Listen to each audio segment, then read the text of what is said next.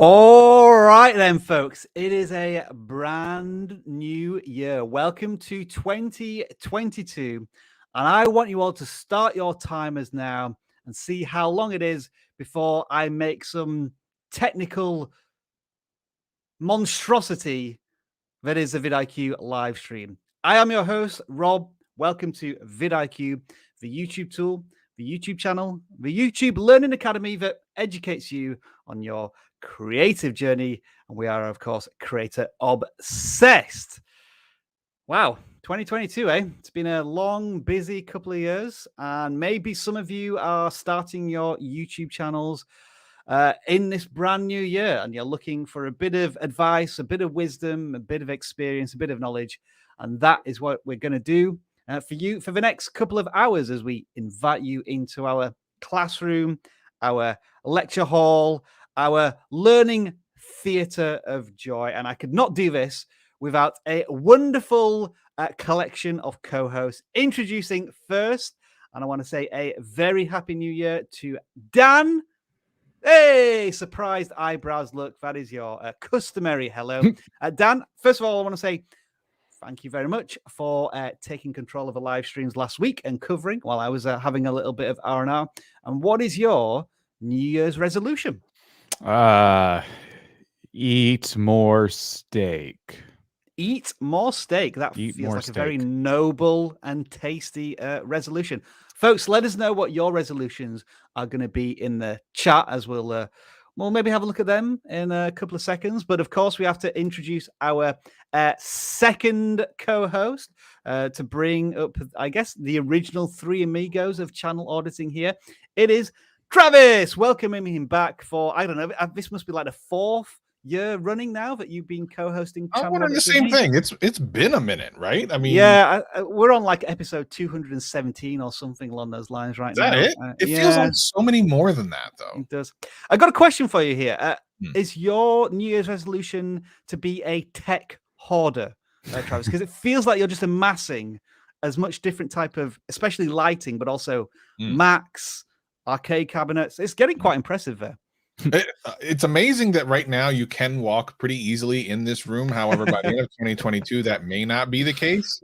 So I don't know. And with CES going on right now, they're announcing new things that I'm like, so I don't know, Rob. It could be a dangerous year for me. So is that still going on? I thought many. It just started. Today's the first day. Okay. Yeah, any interesting technical reveals already, or too early to say? More game cabinet stuff, which of course is great. Awesome. But yeah, there'll be all types of stuff. All right then, Dan, if you could help me out a little bit here with the New Year's resolutions that I'm going to try to find as we're going through the chat. I'm seeing one or two here, and I want to try and pick them out as much as possible. So JF Yasmir, his resolution is to keep uploading on a daily basis. That's quite a commitment. Hopefully you don't burn yourself out, but yeah, commit to consistency. I love that one. What else have we got? I'm starting to save some for you. Sure. Oh, thank you, Dan. Yeah, let's do it that way. So another resolution here from McNoobs is to hit 1,000 of something by the end of the year. We're going to assume it's subscribers. You've been trying for the last 3 years. We wish you the very best of luck on that adventure. We have Calvin, who is making sure that his mental and physical health is a priority, and that is great to see. YouTube, of course, is a passion and a hobby, but of course, your mental health and physical health is very, very important as well. We've got Ashen Tag 123. They want to hit 100 subscribers. Did you know that we recently published a video on how to get your first 100 subscribers? Go check it out on the channel after this live stream. What have we got here? Lewis Cox Studios. Their New Year's resolution is to get better at editing so that they can grow their channel. They put so much time in their YouTube channel and they don't even get paid for it, but I'm okay with that. You are right. As you start your YouTube journey, you will be paying a lot into the YouTube bank and not getting any return on investment just yet. But there's a lot of interest building up. And when it pays out, it is going to feel so good. All right, Dan, I'm going to throw it over to you to do some more shout outs so we get all involved. But I'll help you with a chat here. So who we got? The Data Digest weekly uploads. Very, very good. Cool. This person wants more Dan in their life, so I did mark that one because I respect it. Yikes. Yikes. That's what I said. My resolution is to watch more vidIQ. Hey, we like the sound of that. Hey. There we go. All right then, Travis. A couple more resolutions. What have we got here from Shorts? My resolution to be famous on YouTube. What about my resolution's 4K? All right, what's next? Hey, very good. New Year's resolution to reach 100 subscribers. Yes, that's good. That's a good one. Very reachable. Upload more, grow a lot, make a second channel for random uploads. Okay, well, that's totally doable. Oof, All of that random is uploads, doable. eh? Oof. But wait a minute. But that's all doable. This is one of the few ones that's all doable. Like everything that's in here. Is True. Would we advise that? I don't know. Listen, I didn't we'll say learn anything a bit more while we do these. Will it live work? streams. I don't know about all that. But yeah. You know, we'll find out. We'll find out. All right, folks. So welcome to the vidIQ channel audit live stream.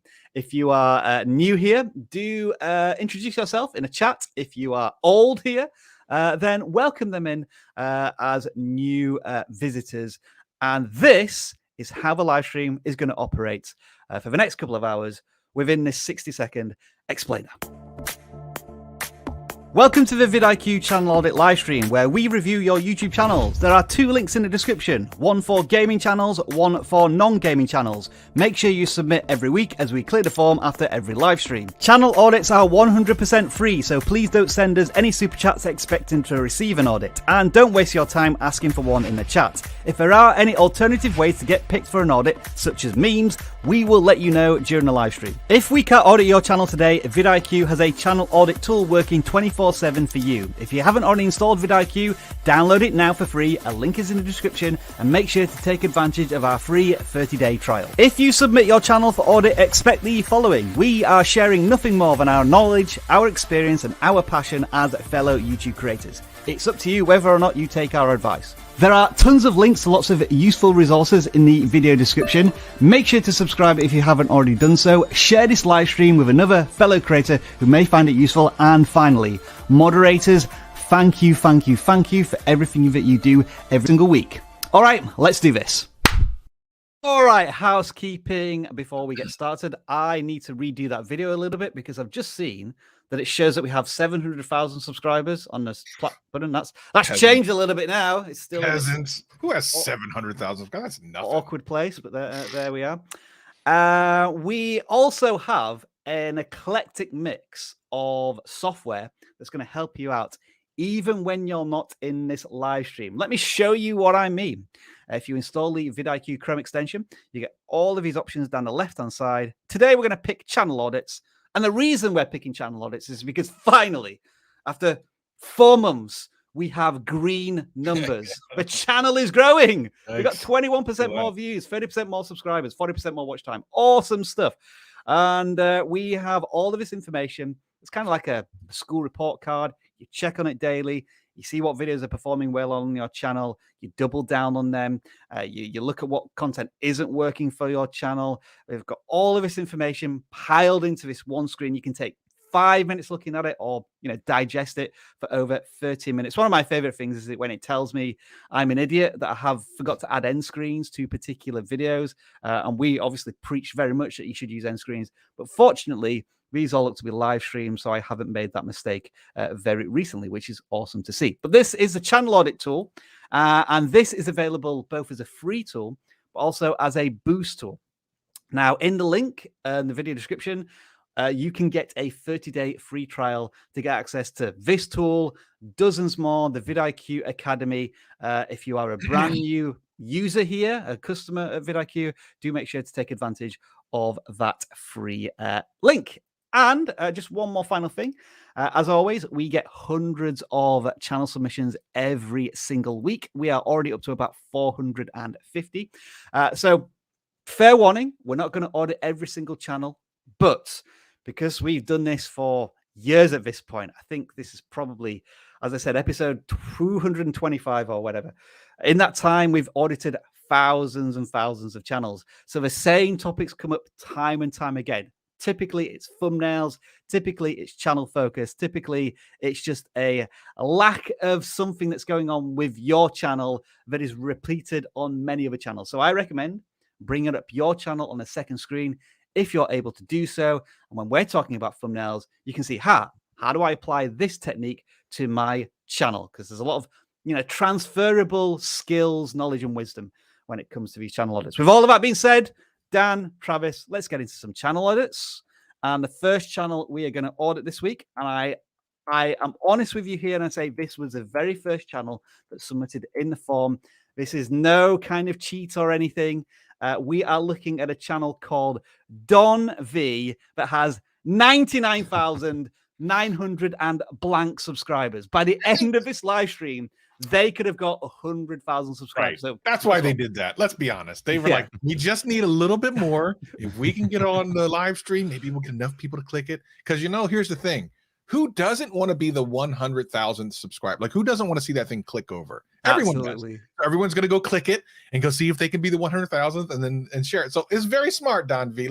Let's help DonV out because that was brilliant. It is a bit of a clout shout out, isn't it? But yeah, let's try and look at this channel objectively, see what they're doing right, and maybe where we can improve it. And of course, let's start with you, Travis. It looks like an education tech channel, maybe Filmora channel, perhaps. Yeah, so Filmora, some editing, some filmmaking stuff, and I like the fact that it looks like when you come here, you're going to get similar stuff, right? You're not just going to get a food vlog, one video, and then how to make an Xbox work faster in another video, and then how to paint your dog green in another video. Like, it's all kind of one thing that's focused on one specific type of viewer, which is great. Helps you continue to get some momentum going. So in this particular case, like how to highlight things in Filmora and video effects in Filmora. So if you're trying to learn Filmora, you can come here and learn. And when you see one video that you like and you subscribe, you will very likely see something else in the future that you will also like and probably watch again. Yeah. So when you are giving people the type of value that they expect when they come, they're more likely to subscribe and come back over and over and over again. Yeah, definitely channel focus here. Dan, you talked about the ideal candidate viewer. You have to assume that if a viewer finds something of use on one of their videos, they're maybe going to binge watch previous content, find more relevant stuff, and then they anticipate the next thing, which is going to be for that ideal viewer again. I'm not sure if there's anything you can add to that, but I'm just sort of referencing a video you talked about recently. If you're a filmmaker and you're looking to get better at one of these things, it's very likely you're looking to get better at a lot of these things. So yes, if these videos show up in your recommended feed and you've enjoyed a couple of them already, you're more likely to click. Let's look at the very first channels or videos they uploaded on this channel, because I'm noticing... you want to go to the oldest videos? All right. I want to see the frequency, because right now they're uploading once to twice a month, and I want to see if it was always like that, which it's now we're looking at years, so it's hard to say. That was a great idea, Dan.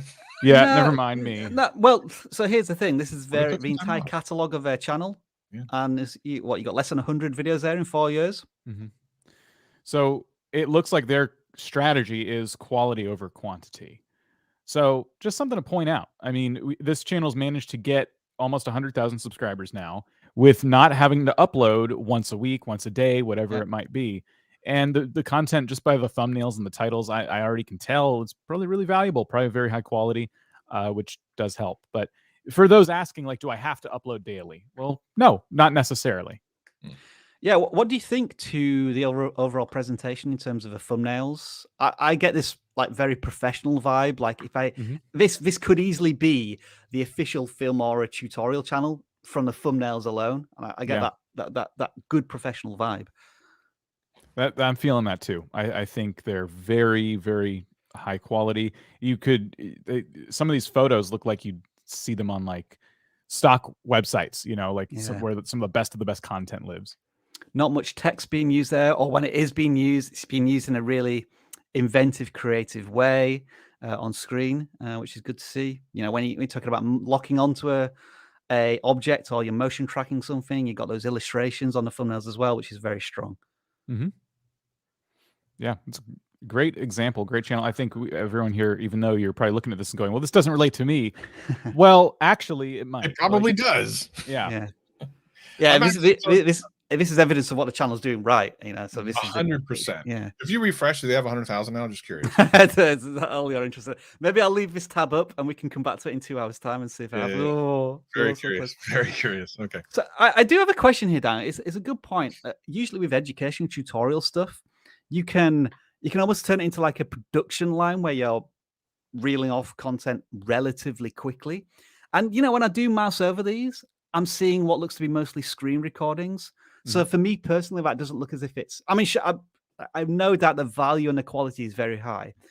But when I'm looking at a video that's 4 minutes long, 6 minutes long, I would be thinking that these probably take 5 to 10 hours to make. I could be wrong about this, but just given the video length and the screen recordings, you know, for me, naturally, I feel as if this creator could do more.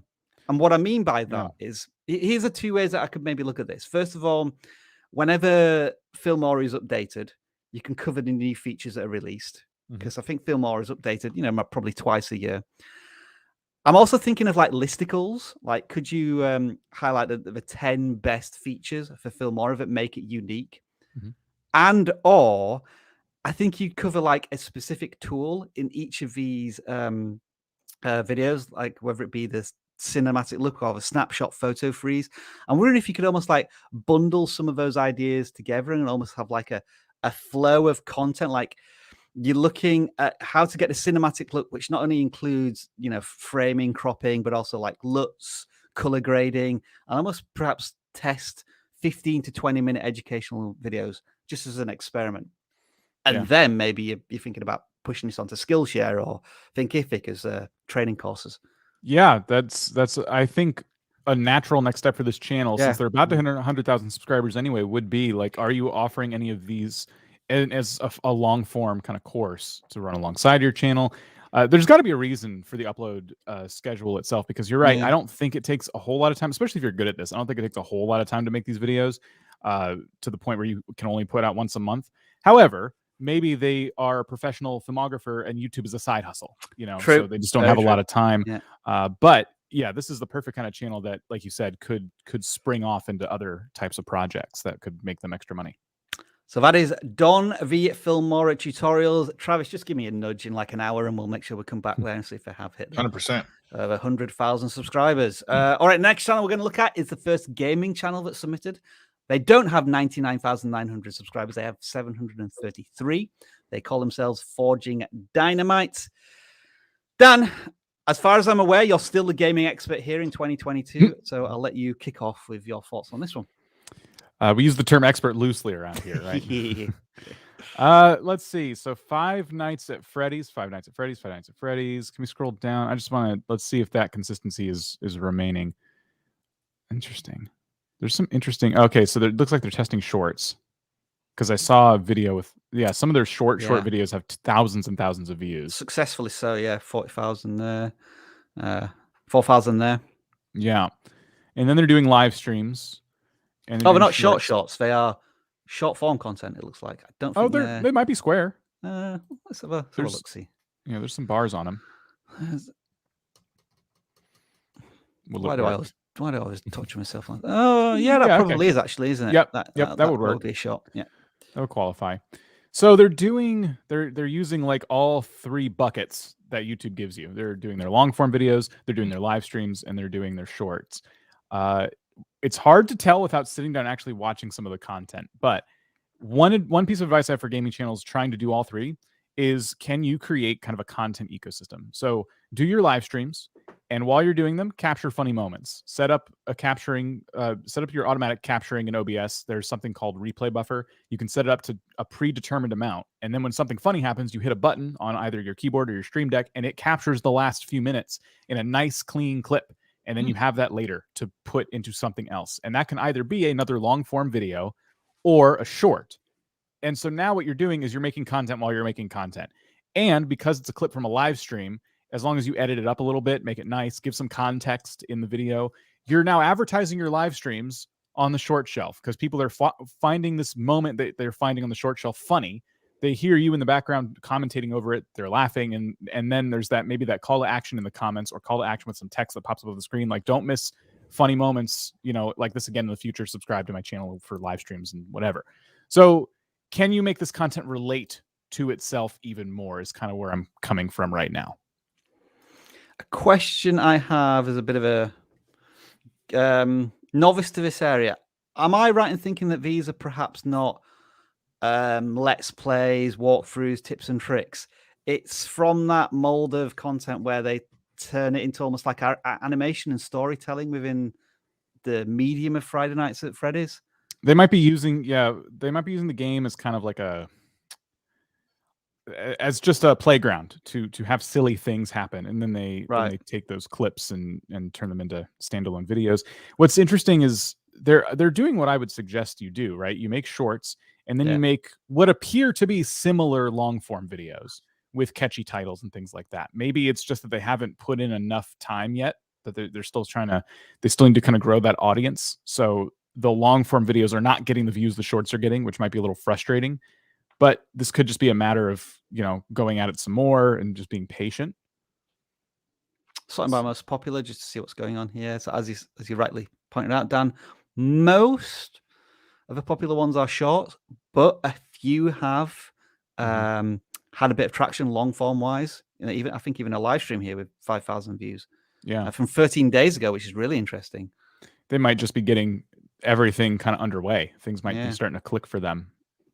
There's a few videos here actually in the last. It's 3, 4. Hang on, 1, 2, 3, 4. There's 5, 6 videos here in the top 10 that are in your most popular from the last month.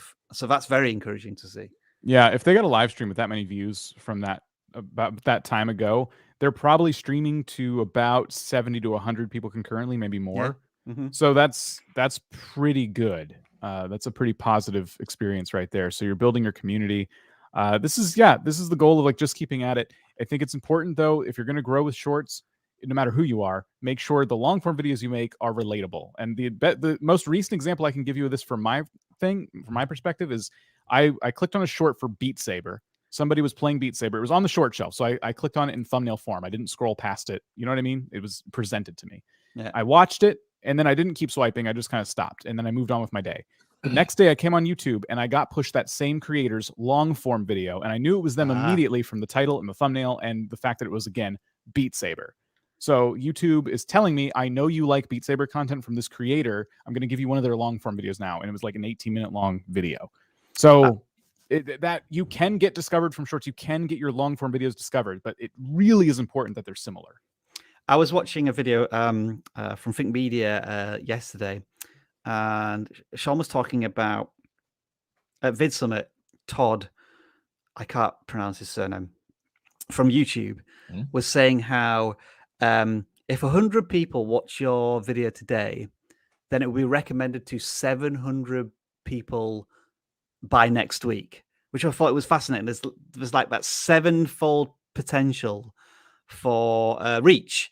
And I actually looked at our own analytics to look at, just views versus impressions. And those numbers seem to actually bear out correctly. It was a little higher. And so this just goes back to the point of what you're making today is going to influence what your viewers expect to watch next. And it looks as if this channel is doing this on a very regular basis. And I guess the final point is the one thing we've not talked about here at all is thumbnails, because they're already of a high standard. Would we all agree? There's not much tweaking that needs to be done there. So it's rare that a channel of this size is already getting thumbnails right. I think for the most part, the one I can look at and just kind of nitpick on a little bit is the second one there. Don't apply for this job.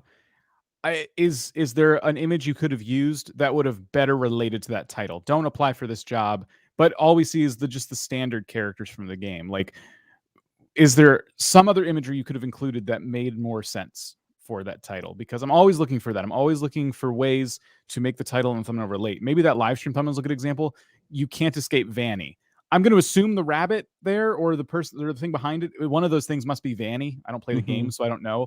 But that's what you would look for, ways to make sure that those two things are cohesive. They're okay, connected. So maybe the titles need a bit more.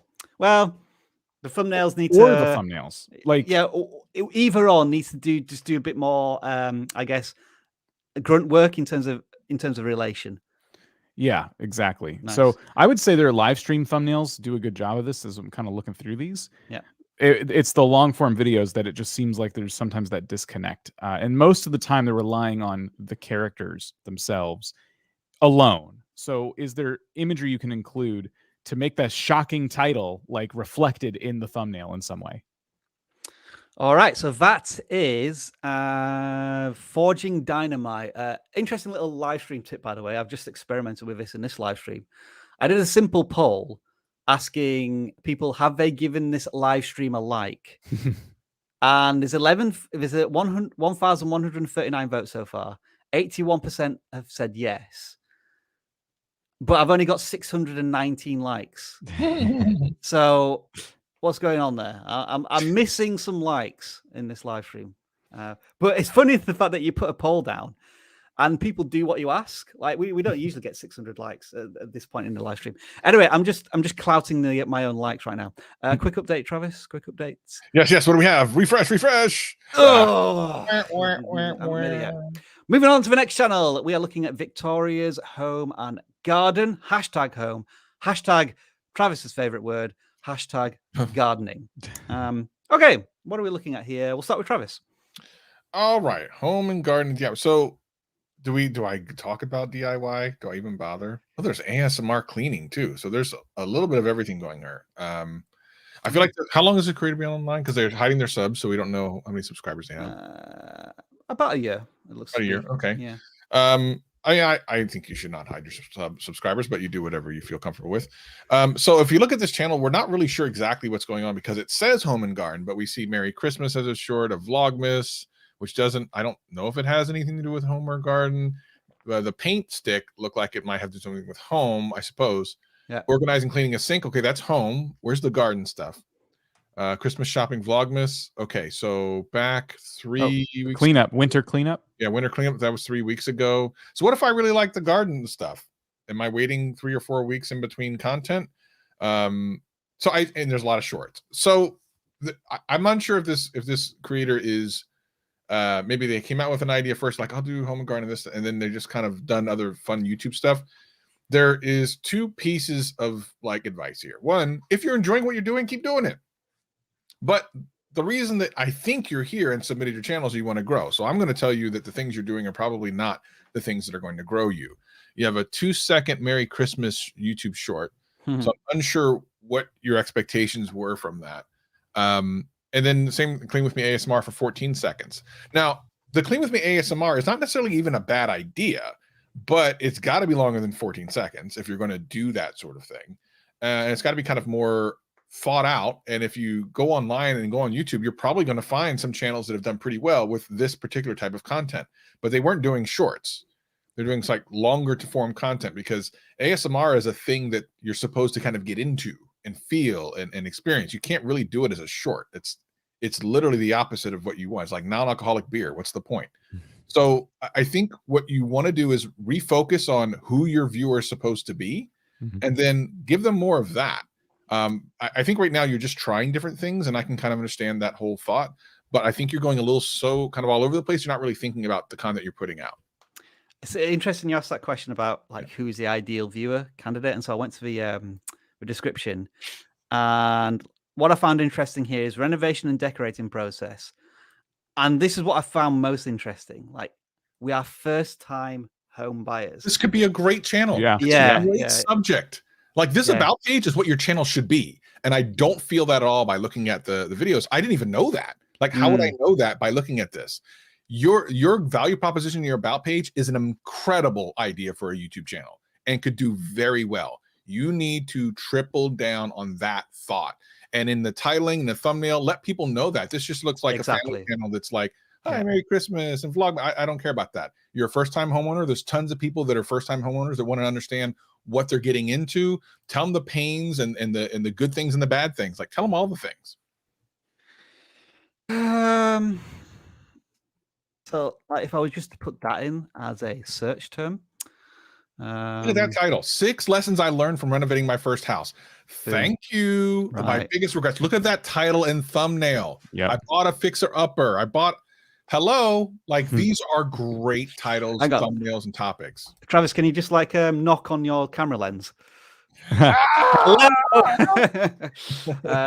yeah, so yeah, just going back to the creator, if that is your target audience and your value proposition, as Travis said, you know, doing a bit of research has shown you some really interesting things here.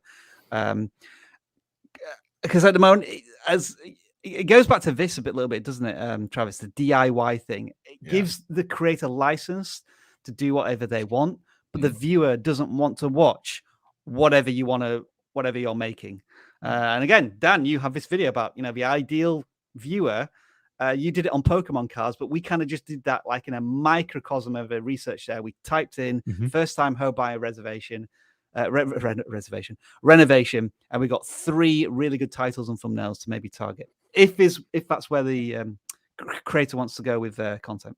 Yeah, it's super, super, super important to do that exercise. And I think a lot of channels miss that part of setting up a YouTube channel. You have to run that exercise of who is it that I'm trying to target. And you might have an idea for your channel and you think it's going to be one thing. And by the time you finish going down that road and researching, you are in a whole nother place. And you're like, I didn't even think of these concepts for videos that I can make. But it looks like this was well thought out, given the about section, and not well executed on, given the content we're seeing.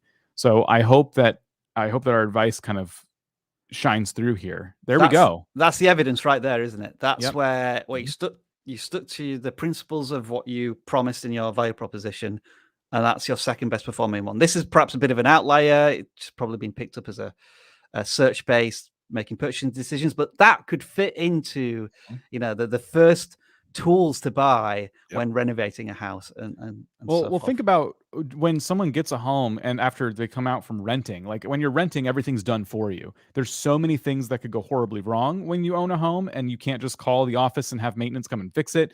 There's so many things that you've never needed to buy before or wanted to do before, because again, as a renter, you can't go modifying your place in a lot of cases.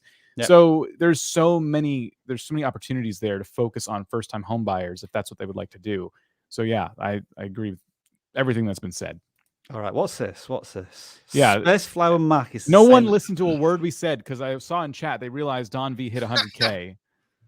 Has he done it? Hey! Congratulations, DonV. I hope DonV's here, because he's like the complete hero of this live stream so far. Yeah, well done. Thank you for the sound effects, whoever did that. I appreciate that. Yeah. All right, let's get the chat off there, and we'll go to the next channel. We've gone into detail already on a few channels here, but really valuable stuff for all creators to follow. Zeekman Travels. Was this one of the channels we picked? I did not. It looks. I remember seeing this channel. Did I? I don't think I did. I pull this channel. I remember seeing this. Remember what? Let me try and remember why this channel was picked. Let's have a look. All right, kick us off, though, Travis. Maybe I did. I don't know. Yeah, you did, Travis. This was yours. Because I think it is correct. Travel channels are kind of interesting in general, especially since a lot of people can't travel right now. So sometimes you're living through the kind of eyes of other people.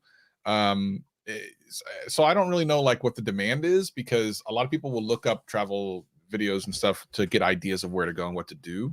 But when you're not a lot of people are doing that, I'm always curious to see what travel channels are doing. So if we look at what's been up here recently, my first time, what is that? My first time motorcycling. Is that what it is? Motorcycle ride to Beach Big Bud. Okay. That this is real gold is a really cool thumbnail.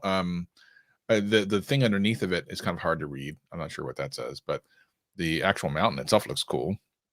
Some of these thumbnails are better than others. It almost feels like, so some of these are really busy. Like this one that's fourth over on the top, the Thailand part, is it worth it? Like there's so much text, and then the picture itself is kind of like this long line. I don't really know exactly what I'm looking at there.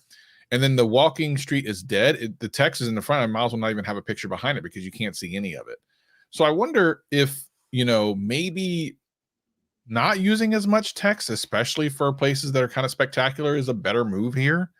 Other than that, like some of the photography in the thumbnails themselves is pretty good. There's a couple instances where you'd want to zoom in. So the walking to New York Rockefeller Center, literally zoom in on that middle part. That would be a pretty cool thumbnail. No text necessary. The big monkey thing that's right there is kind of a cool picture. It's kind of like, what's going on there? You know, I might slightly frame it differently, but a pretty cool picture. The rock on NYC, the lady singing, like I would maybe frame that slightly differently, but the picture itself is kind of interesting. It's intriguing. And then of course, getting the title down is important. It looks like a lot of New York stuff, but then also some places outside of New York, obviously. Yeah, too. I guess what I'm trying, a question might be here is, okay, you're traveling to different places, but is there a through line? Like, do you do certain things in these places? You talk about walking tours, I think, but I don't necessarily get that strong a vibe.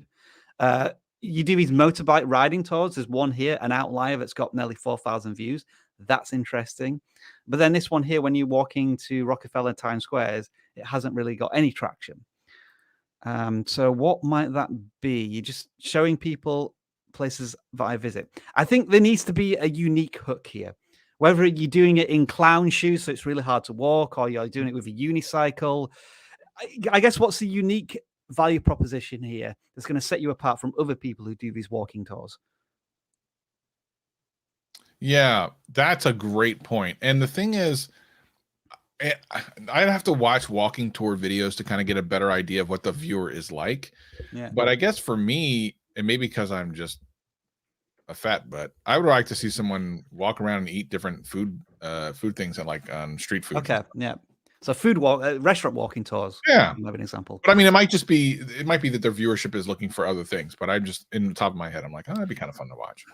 Now, unfortunately, my magnifying glass extension is not working, so I can't really highlight anything other than drawing. Why do you think this one's performed better than others? Do you think it's because there's a story teased and like some controversy almost? I mean, I would like to see that. Like, what happens when you get pulled over in Thailand? There's something kind of intriguing about that. Motorcycle taxi fail. It's just kind of interesting. So there's an element of jeopardy there, isn't it? There's the stakes have been placed. Stakes have been made before you even click on it. Whereas in this one, which has like 70 views, be prepared for 2021 New Year's Eve, but then it feels like a bit of a generic image of Times Square. So maybe the stakes weren't correctly set there. Well, then I don't really know exactly what I'm going to see. Am I just going to see the same thing I've seen a million times before? Like I know what Times Square looks like. Did something interesting happen? If not, then the thing about the pulled over in Thailand video is it's 19 minutes long, which means that could have been an entire walking tour that in the middle this one thing happened.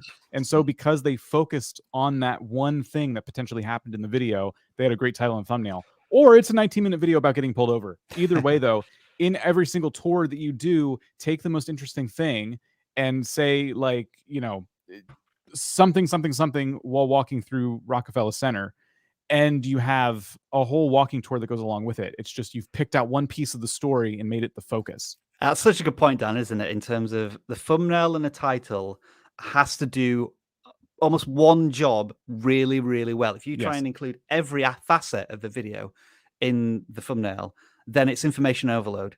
Yeah, within 2 seconds, you're seeing pulled over and you're seeing traffic police. And I think that's enough for the thumbnail to grab your attention. And then white boy, that seems to add a bit of controversy, stakes, jeopardy from the title. So I think that's why there's some good clickable elements there. Yeah. Every title and thumbnail, if the best you can do to have it focus on one thing. Otherwise, it might as well not be about anything. If you're just saying, oh, I'm in Rockefeller Center, like, okay, so focus on one thing. It's not disingenuous, as long as the thing actually happens in the video. But that's how a lot of great storytellers on YouTube do it. Maybe just one here. Oh, go ahead, Travis. Go ahead. You should just go around the world and get pulled over by cops everywhere. Yeah, that could be their through line. Yeah. How to get pulled over in every country in the world and live to tell the tale on YouTube. Or Mr. Beast, I got pulled over 600 places in 600 minutes. Or something. Yeah. There we go. Twitter. We do our usual contest here, and we ask you to submit something of interest or fun.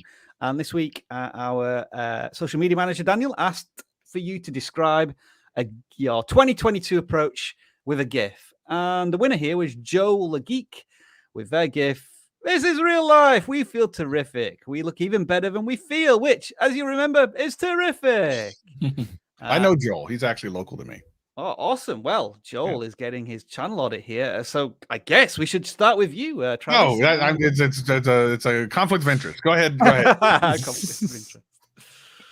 All right, and Dan, do you want to start? I don't know what we're looking at. What are we looking at? JoeltheGeek. He's a geek. Let's see. What's he geeking out at? Funko Pops, cosplay, Marvel comic book covers. Definitely a lot of geek culture here. But those three things are all separate channels on their own. If you were to just cover Funko Pops or just cover cosplay or just cover comic book covers. So that's where I'm struggling already, is I feel like the channel is going really, really deep in geek culture, but is that niche enough? And that may be the discussion we're about to have.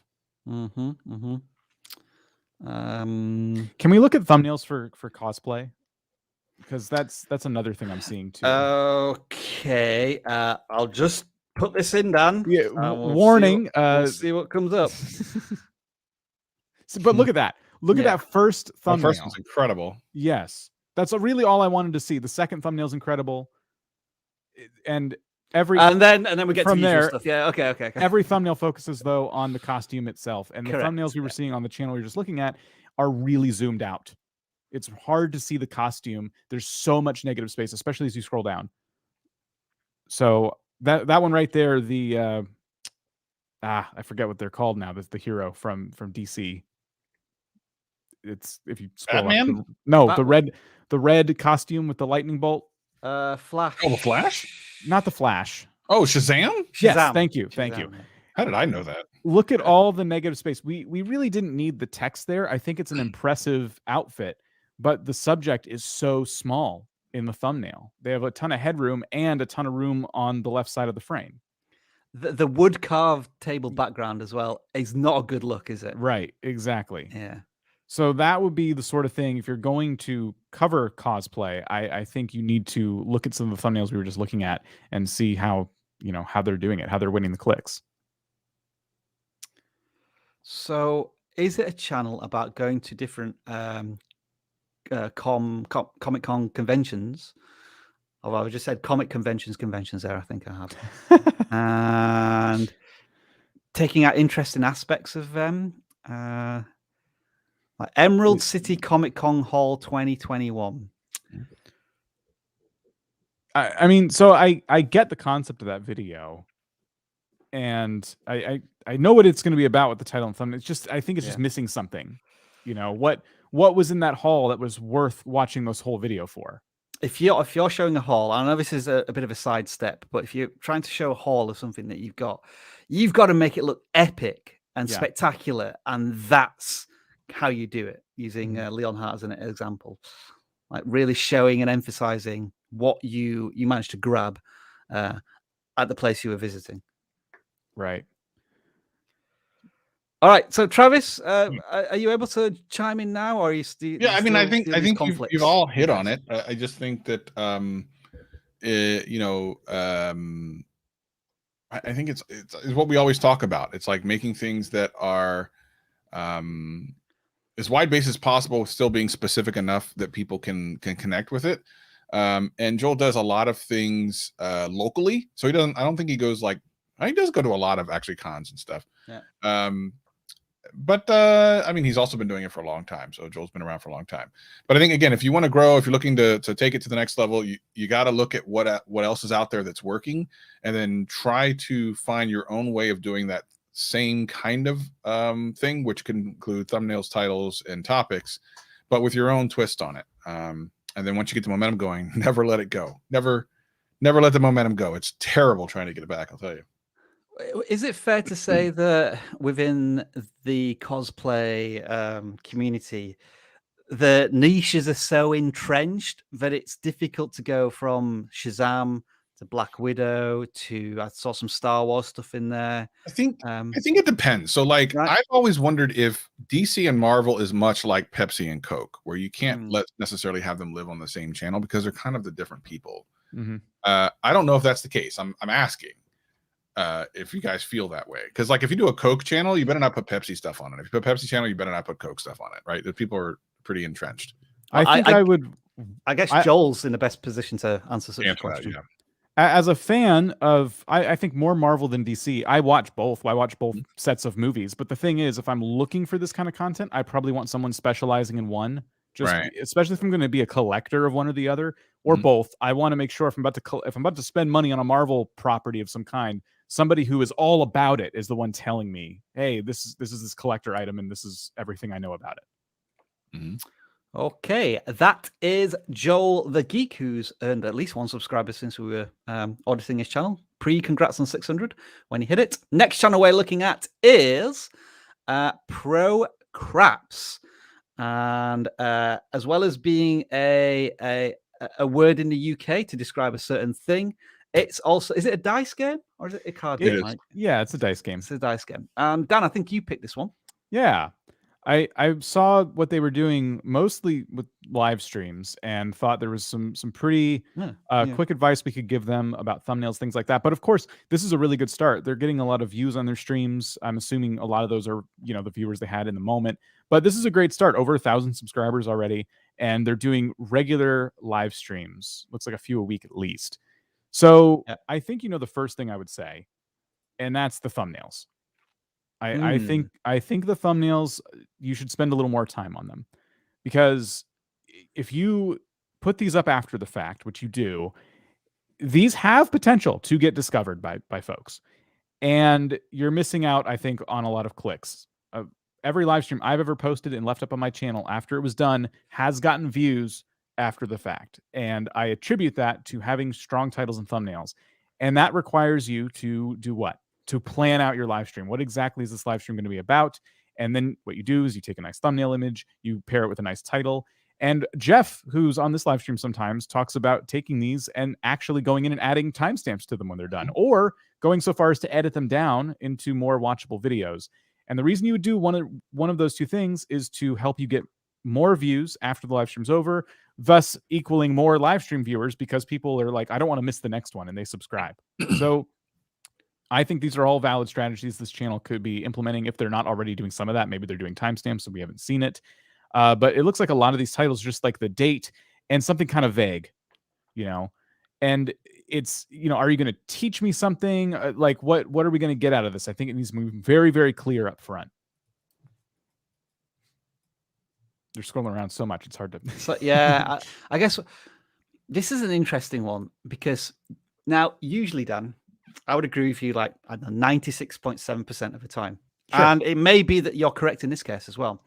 But what I also find is that with a channel that has 1,400 subscribers, and the view counts are super consistent, like you have like a committed community there.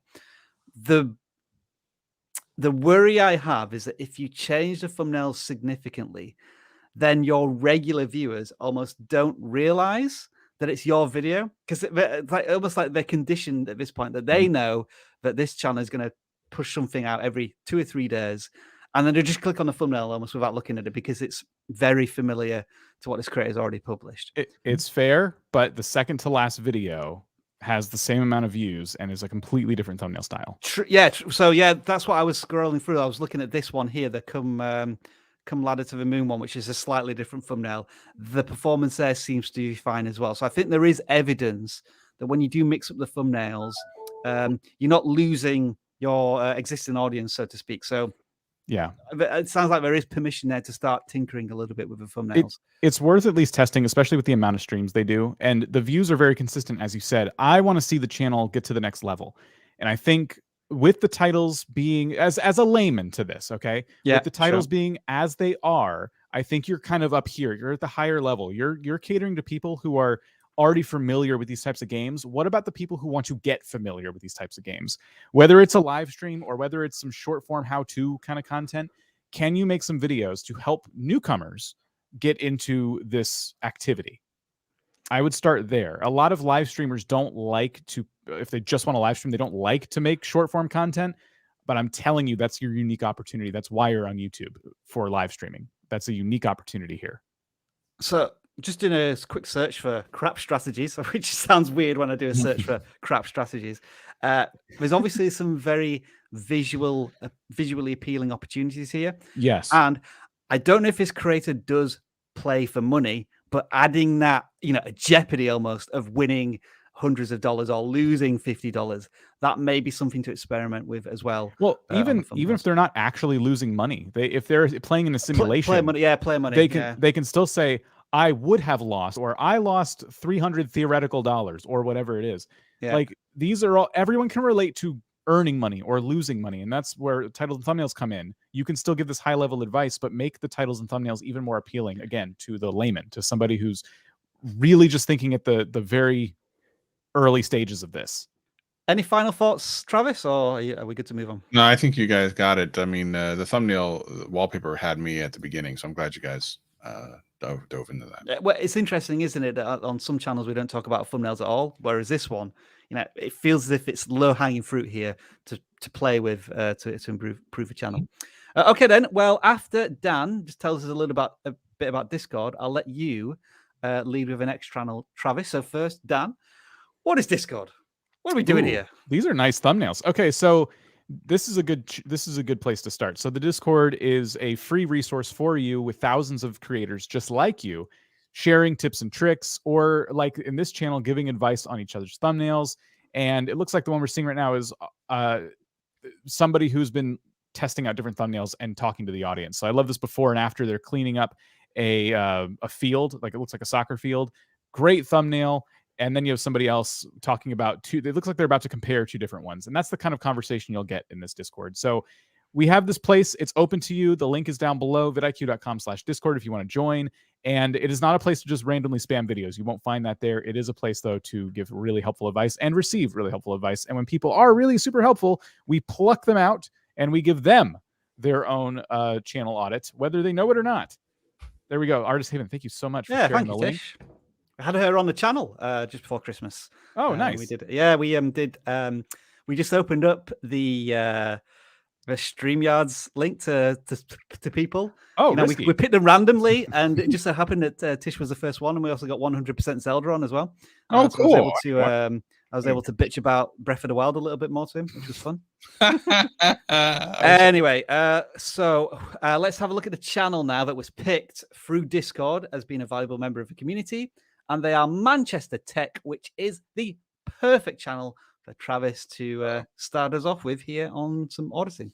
Manchester Tech guy. Interestingly, I've never heard, I can't think of any tech channels that call themselves a location. Yeah, I thought that as well. Okay. Better than before. PlayStation 5 and Hughes Sync. That's cool. That's actually a cool thing. It's maybe kind of narrowed because there's not going to be a lot of people that have. Oh, look at that. Look at the third video. OV versus Hugh. I actually wanted to buy one of those things. Look at that. I might have to watch that video. So look at he does a lot of the else. I might have to go on his channel, watch some of these videos and see if I see. Here's the thing. I just happen to be buying a lot of these GoV things, and I was looking at this Lyra thing, and I wasn't sure, like, is it good? And so I'm gonna go watch that video, and you can see 8,000 views in 1 month, which kind of overshadows everything else that's happened. This could end up being, depending on how you look at it, could be like an LED channel or something if you're not too RGB channel if you're not careful, which is not necessarily a bad thing, by the way, because here's the thing about that. A lot of people are like, well, I want to get a lot of views, I want to get a lot of money, blah blah blah, I want to get monetized.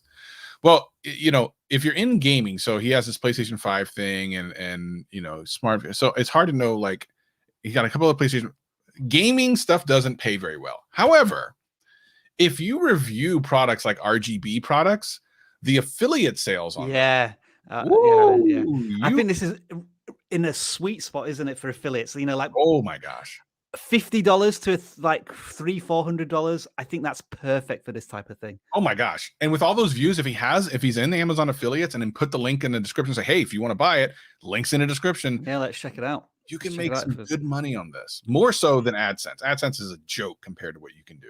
Yeah, it looks like he's got there you are. plenty of affiliate links. Smart guy. Forget about, so the people who want to, people say, like, I want to be a full-time YouTuber and stuff.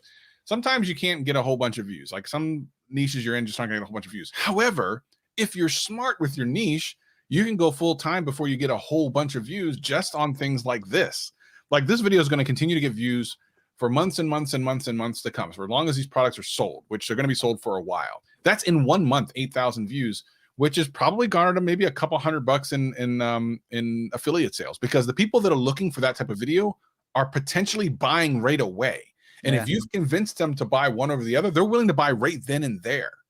So listen, if you have any type of niche that is reviewing products and stuff, you can actually make a good enough money. And I'm not going to give you all the details, but Jeff at Huffy Reviews is on our channel, makes really good money in affiliates. He blows me away on a monthly basis. So sometimes just reviewing products, if that's, and it could be in your niche, so it doesn't have to be like electronics. It could be like if you're in a painting and you're reviewing paints and brushes. It could be if you're a car fixing channel, could be the actual tools. Like if there's something like that in your niche and you want to have money from your YouTube channel, the better bet is to not try to go after AdSense. It's more like affiliate sales and stuff. So definitely look into that if it's applicable to your niche.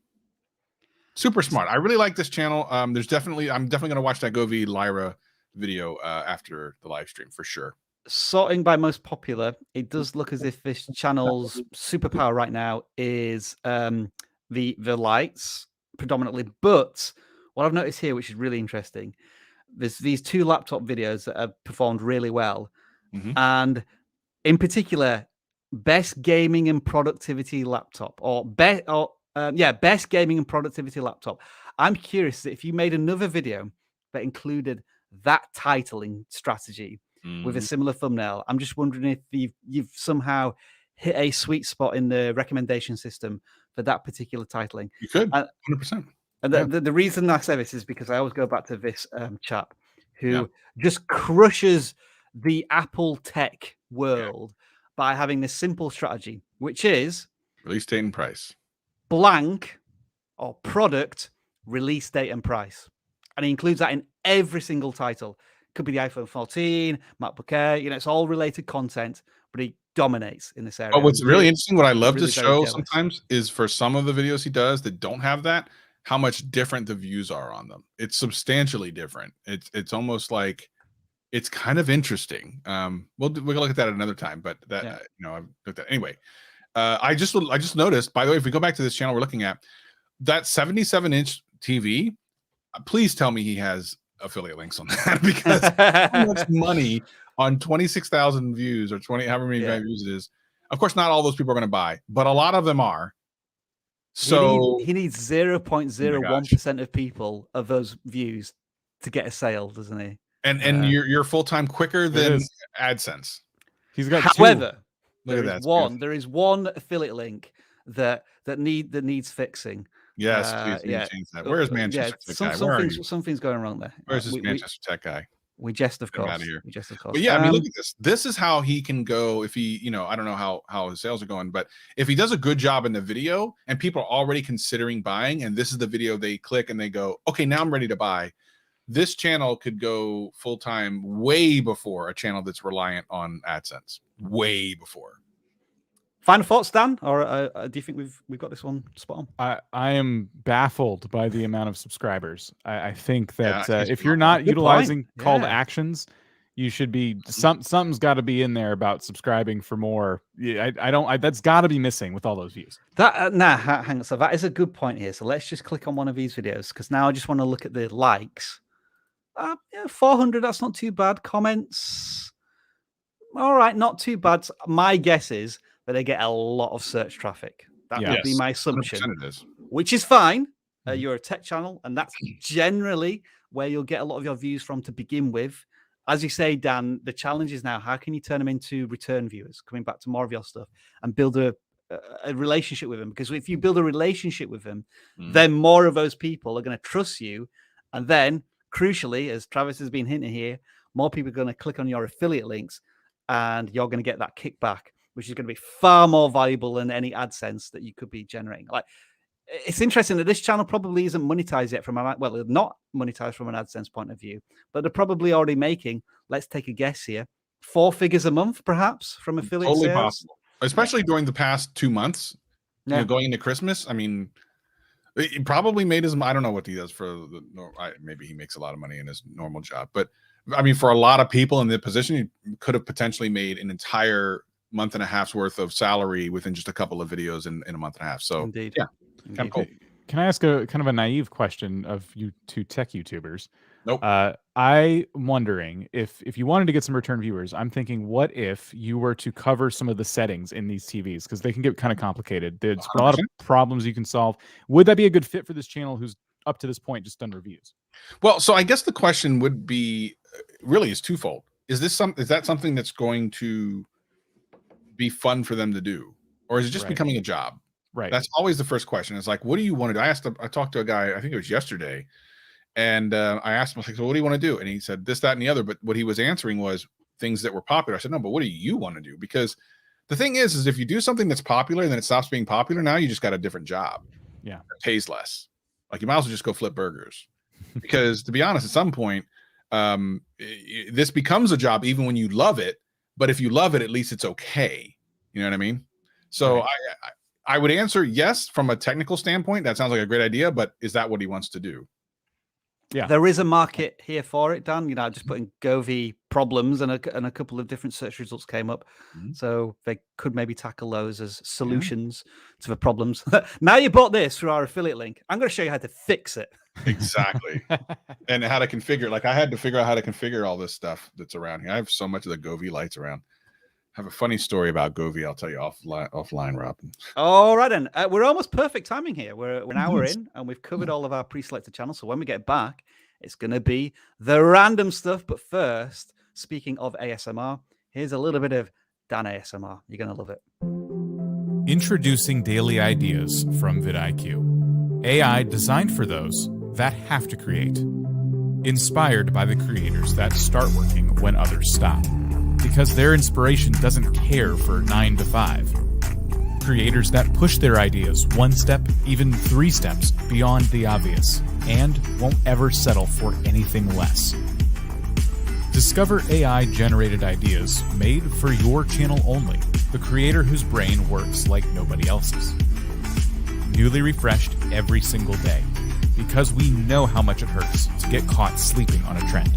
And there's nothing sweeter than waking up to a view count you didn't dare dream of. So we made View Prediction. See all your opportunities ranked by their potential to get you more views.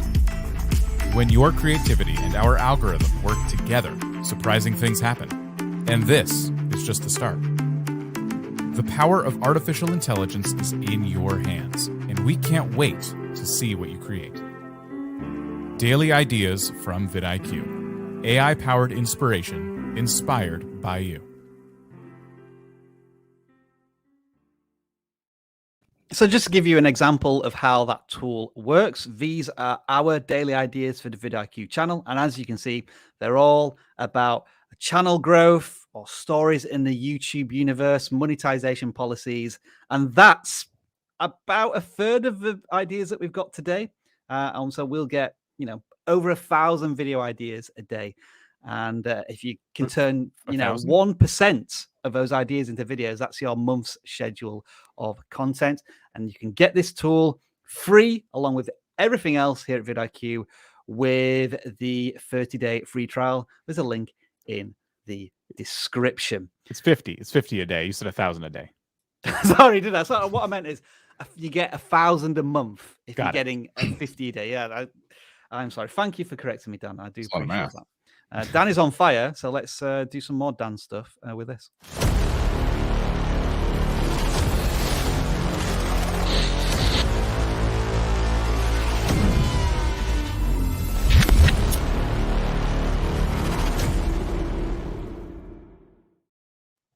Dan, I don't care if you've got 2 videos that have over 1 million views at vidIQ. That is your finest 10 seconds of work.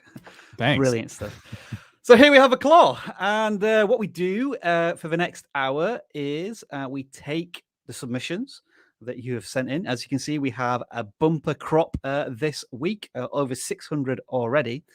And if Jeff was here, he would give you, I guess, an audio introduction to this. I'm going to replace him today. The claw. But I'm nowhere near as good as Jeff at doing that. We take the number 133 and we put that number into this form where we get the channel. First impressions, we've never come across this one before. They are called Risk It for a Biscuit. I'm already intrigued by the channel name. But we're going to have to judge it on first impressions. Is this channel actually about biscuits? Oh, let's see. Interesting. Risk it for the chocolate biscuit. Well, what are these? Are these? It's a couple of What's going on here? motivation.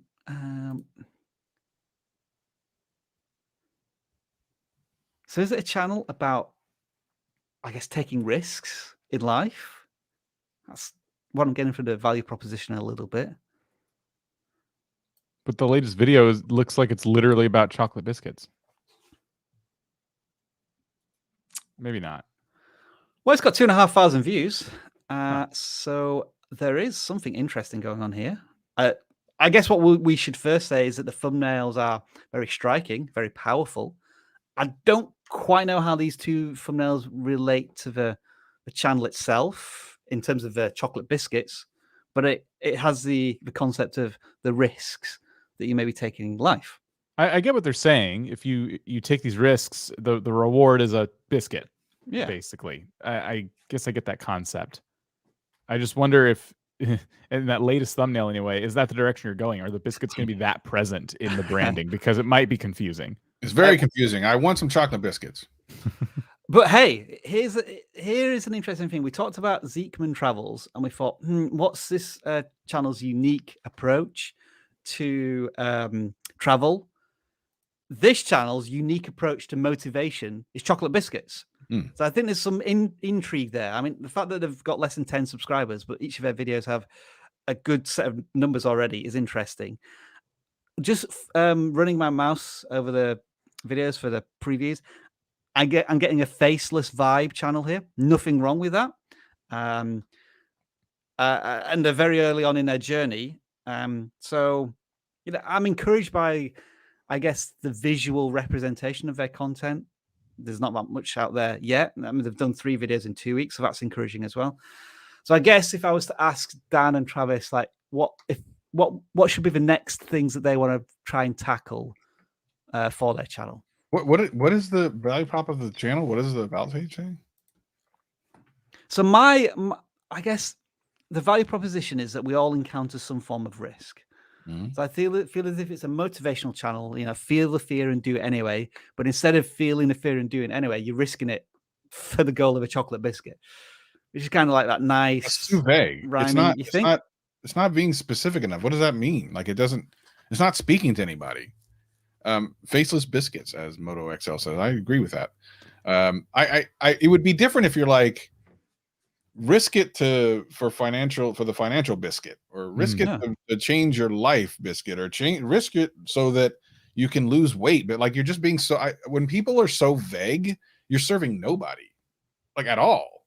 Like, because if I look at that and I go, well, I see this one video that says risk it for the biscuit, and I see this other video that says spend 20 minutes, make $300 in the next 30 days. Well, which one am I going to click? Or, you know, 10-minute workout to lose 10 pounds in 10 days, or risk it for the chocolate biscuit. I mean, it's not even, I like the idea behind it. I like that you're going to risk it for but there's nothing that you can actually hold on to and think that's what that person means. Like, I'm going to get this at the end of it. So to be honest, like, I need more specificity here. It's too vague, which makes me wonder if this person even knows. Whenever someone's this vague, I wonder if they know. Here's a question. Have you two ever heard of the phrase risk it for a biscuit? Yes. No. Okay. I was just wondering if that was an English term of terminology. But you know, if it has crossed the pond, then I guess you're still wanting more, Travis. There's also an interesting little note here that it looks like they're going to get an actual face to the channel in early spring. So maybe we're just sort of experimenting with the format right now and the concept. Yeah. Travis is right. There's got to be like, what are you motivating me to do? What risk am I taking? Because a financial seems to be the easiest way to go. There's other risks you could take, such as climbing a mountain. But you want to draw more attention to that. If you're going to do something daring, like then it's kind of like I want to say a daredevil channel, but that's not really the right term. But you know what I mean. It needs to. There's got to be a focus. You know, the risk needs to be something specific. And then I just want to ask you a specific question about this video. Do you think the £20,000 bet should be something that's referenced in the title or in the thumbnail? In the content. I don't know what it means. Okay. Like how a $20,000 per pound bet shook the world. Like, you know, like what kind of bet was it? Like, are we talking about someone going to a casino and placing it? Like, it's not enough context. So there's a difference between like being intriguing and not giving away the end result, and then just being vague. There's a big difference there. And I know that it might be hard for some people to understand that when you say something that's like, this is the thing that made Elon Musk $1 million, and that's intriguing. Yeah. Versus, what's happening here, that they are both being vague-ish, but one is being much more kind of enticing. And it's an art. It's not like paint by color. I think a lot of newer YouTubers are looking to paint by numbers. Yeah. Like, tell me these 3 things that I need to do so that I can grow. Well, that's not the way it works. There are like bits of gray, and there are things that you have to. This is supposed to be an art, right? You're supposed to be kind of an artist and a creator. So that aspect of it comes into play. It's not like this plug by number thing. Sure. All right, some interesting observations there for Risk It for a Biscuit. Yeah. Let's pick out the next channel. This will be a gaming channel, and it is channel number 52. And they are called HUNYBHana. I'm going to pronounce them.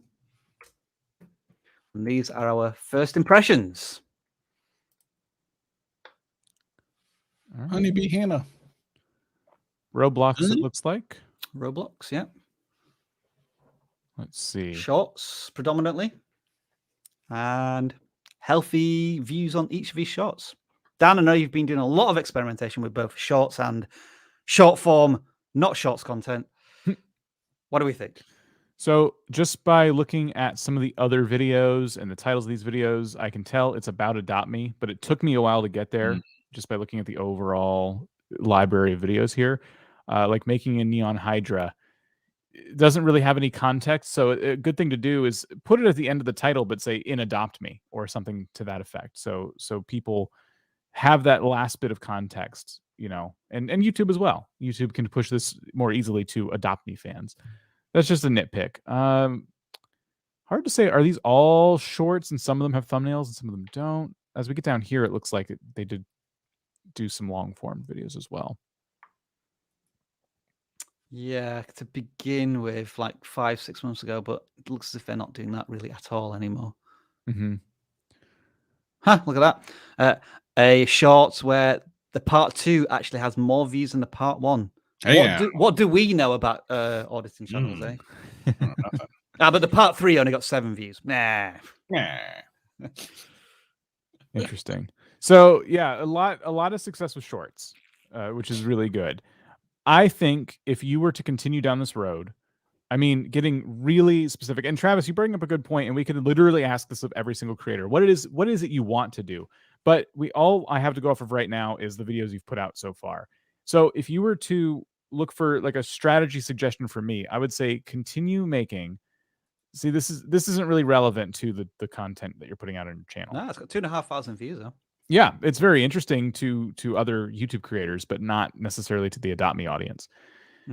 I would be consistent with the Adopt Me content. I would keep making interesting Adopt Me critters and make shorts out of those. Like every single time you get an interesting critter, capture it, make it a short. Because it looks like you're trying a lot of different things. When you go to long form content, that's especially when you start experimenting. But there goes your opportunity to get the people who've been watching the shorts to watch the long form content. It to them, even if YouTube is trying to push those long form videos to them, it's not really computing. They're like, I don't really like that. Plus, yes, that TikTok watermark is this your content you're pulling off of your TikTok and then putting it on your YouTube channel? I think it is, Dan. The username matches. So if so, you want to download that from TikTok. You don't want to just take it this way with the watermark. Correct, because it means none of this will go towards the Shorts bonus fund. So unfortunately, just in case one of these went viral and it suddenly got like 1.5 million views with that watermark, you're not going to be eligible for bonus payments. So as Dan says, download it without the watermark if you can. So a consistent strategy is needed here. If you're going to do shorts and then you're going to pivot to long form, they got to be similar. Let's pick out another random channel. This is 136. And we go to a non-gaming channel this time. And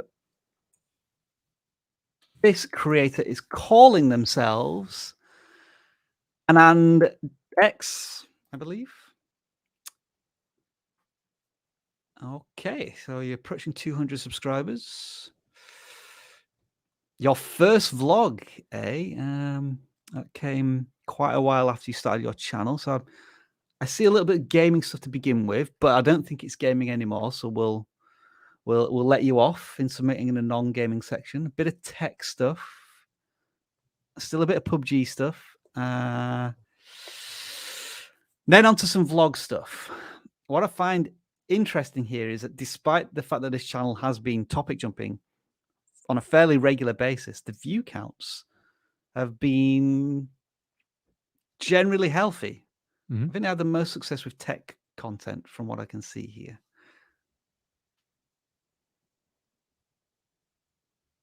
Yeah. It's well, again, I would go back and ask the person. So we're going to start up group coaching here in like a week or so. And the reason I bring that up is because I feel like with some of the questions we've already seen people that are going to be in that, there's a lot of questions about things about like why and how things work, but less about what the creator wants to do and then trying to figure out how to make that work. Because again, back to what we talked about earlier, when you have stuff like this where you're kind of shotgunning all this stuff, what if the one thing on this channel that you were kind of like about takes off, and now your channel is that thing? And I've talked to too many creators where it's been a pain point where they're like, I don't like to do that. The only reason I did it is I thought it would get views. It got a lot of views. I got a lot of subscribers from it, and now anything else I do gets no views. Back to the whole thing. If you just want to do things for fun, fine, but I just assume that's not why you're here.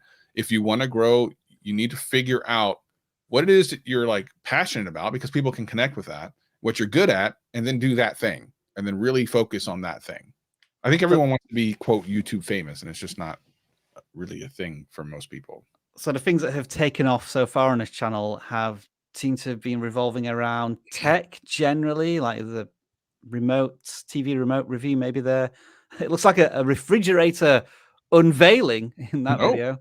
And GTA and Samsung, I don't know, hard disk review, SSD review. But now the focus definitely seems to be on vlogging. So as you say, Travis, they're experimenting with vlogging now. Let's say one of these videos pops and it gets thousands of views, but then in 6 weeks' time, they don't want to do school vlogging anymore. Yep. They've kind of put themselves in a bit of a corner there. Yes, exactly. And it's not something that people think about when they're making the video. They're just thinking, oh, let me get something that hopefully gets a lot of views. You got to think long term. If you're really in this for a long period of time, you need to think long term. I have no idea why this. Ah, it stopped now. Okay. Just playing along to itself. Dan, anything you've spotted here? Or yeah, general advice just for vlogging. If this is a direction they do decide they want to stick with, I think that it's that classic advice of what's your vlog really about? So my first vlog, fair enough. My second vlog, but what are you vlogging about? What is it? What's the thing? What's the reason I should click on this video? And that seems to be missing. The latest video seems to be the closest attempt at that: hair cutting and funny cricket match vlog. That's about two totally separate things. So I would have picked one of those. And then I would have said something along the lines of, like, let's say in the cricket match, somebody broke the cricket bat, you know? And so then the title and thumbnail, the pitch is totally different. He broke the cricket bat and the bat's all tattered in the thumbnail and things like that. It could still be a vlog about the haircut and everything leading up to the match, but tell a story, you know, and then make the title and the thumbnail reflect that story. Pressing all the wrong buttons here. All I'm trying to do is Very draw on, like, look. What are you doing? These two numbers don't compute. What, 420, 452, and 800? Ladies, gentlemen, boys and girls, children of all ages, come on. Get this to 1,000 likes, please. Yeah, come on. What are we doing? Come on. What are we doing here? All right, let's pick another channel. Hopefully my advice was heard. Yeah, we went a bit off piste there, didn't we? You did. Oh, yeah, I was on a roll. It's a royal we, though. All right, then. This is a gaming channel, and it is Lev PQR. Horror genre I'm seeing here, and they have a mix of longish content, so quite long, 50 minutes or above, a couple of shorts thrown in there as well. Some encouraging numbers here I'm seeing, Dan, for the channel. 60 subscribers, hundreds of views. Yeah, they're custom thumbnails, trying a lot of different things. Couple bits of advice. One would be to just make some more content, because this is a really strong start. A lot of channels when they start out don't get these types of views. So absolutely, yeah, good point.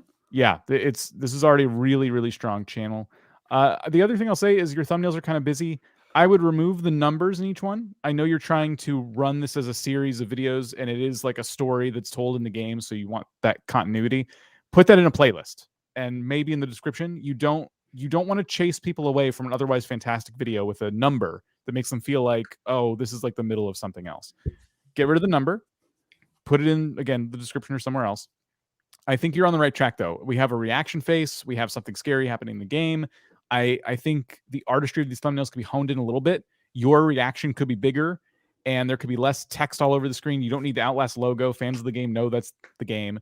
And yeah, 2 things, like, maximum maybe. I would say no more than 3, but don't have so many things going on your thumbnail. These are just tweaks, though. You're doing a really great job for just starting. I'm curious because often with a horror genre gaming channel struggle with the thumbnails because it's obviously usually very dark. Does this game, Outlast, Whistleblower, just naturally lend itself to this kind of night vision style thumbnail? Yeah, it does, doesn't it? It's bright greens and just popping them out. Yeah, really helps. Yeah, I think that's a good example there, Dan, of like where they have removed a lot of the text, but they've got that. And the reaction is contrasting really well. You got bright whites against a darker green, which applies a bit of contrast. Whereas here it's a little more muddy, a little more colors are washed together a little bit more. I mean, I can't stop looking at that big, like in the middle of the latest thumbnail, that big black section. And like, what is that? And it's taking up. My eye is just going to that. And I'm just like trying to focus on it too much. When you have this bit here. Yes. Yeah. There's 2 other elements in that thumbnail that would both look great. I just think your reaction should have covered that part. And then you have the monster, which is at a great size, like on the other side. All right. Travis, is anything that you spotted here, or are we good to move on? Let's move on. I'm too scared. All right. Travis is too scared. Heads up, folks. What I'm going to do in a moment, I'm doing it right now, actually, is I'm turning on subscriber mode. So if you want to continue commenting on this live stream, you will have to subscribe to the channel. But there's a very good reason for that, because we are opening up a brand new way for your channel to be selected and audited. So once you've subscribed, within a minute, you should be able to post your comment, and you'll find out why very soon. But we'll go back to the claw just now and pick out a brand new number, which is 194. All right. Let's see what we got. Are you okay there, Travis? I'm just thinking about Jabba the Hutt, man. You got the Boba Fett thing going on, and Jabba the Hutt was. Where's this? Why are we talking about? Jabba the Hutt would have put on sub mode, is all I'm thinking. Oh, okay. He would have done. Actually, he would have put on members only mode. All right. Looks like we've got an El Jefe wannabe channel. Look at that. Let's see. But not a bad thing. I kind of want to get. Hey, with 11 subscribers and thumbnails like this, yeah, we need to get Jeff on and take a look at this channel because it looks dope. Yeah, as they say in the tech world. Yeah. So first of all, to your point, yes, thumbnails are really good. Some of course, some are better than others. But like these last couple do have a bit of an El Jefe look to them, the Anchor and the Ohio, like straight out of like old school Jeff thumbnails. So that's not a bad thing, by the way. It's actually a good thing. It's a compliment. Because I don't think I could take a thumbnail picture like that. Yeah. But I still think though we need to figure out like who is the viewer, because at the end of the day, I see a couple of different kind of products that they're reviewing, and Jeff pretty much sticks with earbuds themselves, which is why he has a consistent, success rate across his channel, which is a business, by the way. His channel is a business. And so I see the earbuds and I see a charger, which you could argue could go for that. And then you're like a lightning cable. You're starting to get a kind of away from that. Speakers, okay, kind of close. A mic, okay. Cinematic intro, now we're way somewhere else. Earbuds, we're back on it. A watch, okay, it's tech. Earbuds again, okay, cool. And then the Insta360, okay, that's a 3D camera. 360 camera. I don't know how to create cinematic aspects. So we're a little bit all over the place. If we go based on the last just couple of videos, we're kind of focusing a little bit tighter in. Yeah, definitely want to figure that out sooner rather than later, because you can really blow up stuff if you're really super focused, even if the thing looks like it's not that, like, for example, there are channels that if you were to tell me a year ago that that type of channel could blow up, I'd be like, I don't understand what the viewership is. There's a keyboard channel. I can't remember what her name is. She went from like 30,000 to 300,000 subscribers in like a year. And it's all just like keycaps and keyboards. I can't remember what her name is. And the whole point of it is she wasn't doing keyboards and mice and monitors and phones. She was like doing keyboards. And because of that, YouTube kind of went, okay, well, I know who to put this content to. It's very specific. I kind of know who likes the stuff. Boom, boom, boom, boom, boom, boom, and explosion. So, you know, be a little bit more focused, and I think you're going to do well. But I like the thumbnails. I think we can allow the creator there, like switch and click. That's it. Switch and click. A grace period of like they're still trying to establish themselves. I mean, they have been on YouTube for almost a year. It looks like they got back into a regular beat of creating content maybe once a week. It is funny how we look at these two Photoshop Premiere Pro videos. We go back to the very first channel we audited.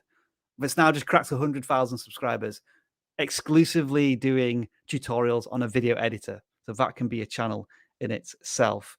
The most successful videos on this channel so far are keyboard reviews, but they are from a long time ago. And then there's this question of, see, what I kind of feel here is that this creator, and this is perfectly understandable, they're reviewing what they've been sent by brands, because how can you make reviews about plugs and charging cables exciting?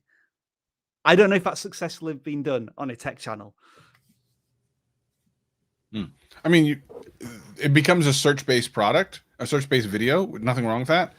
But yeah, I mean, making it a place for people to subscribe to is a little bit more difficult unless you just have something interesting about your video. But it's definitely like a way in. It's like the gateway drug in. Switch and click is that one channel I was talking about. I'm trying to see if anybody has made a plug charging. I mean, there are some weird ones where like you charge 100 iPhones at the same time and stuff like that. Yeah. Like those are weird. I mean, those are kind of interesting, but that's another level of. I just feel that you're gonna have a challenge making these videos really pop, because I just don't think there's enough searchability unless it's something truly unique about the charger. Like it charges like 450 watts and it can charge your phone in like 20 seconds. I feel as if there's going to be a struggle there, but I assume it's because this creator's just starting to get themselves into products being sent to them, which is fine. Maybe a better way to do it would be listicles, like the best 5 chargers, because I don't know how you could review something for 4 minutes as well in terms of a charger. But hey, we haven't watched the video, so maybe I'm wrong on that. Yeah. Dan, are you good? I think I'm good with this channel. All right, then let's pick a gaming channel, and then we'll get to the reason as to why I told you all to subscribe to our channel a few moments ago. Right, so channel 35. Let's make sure I find the right channel.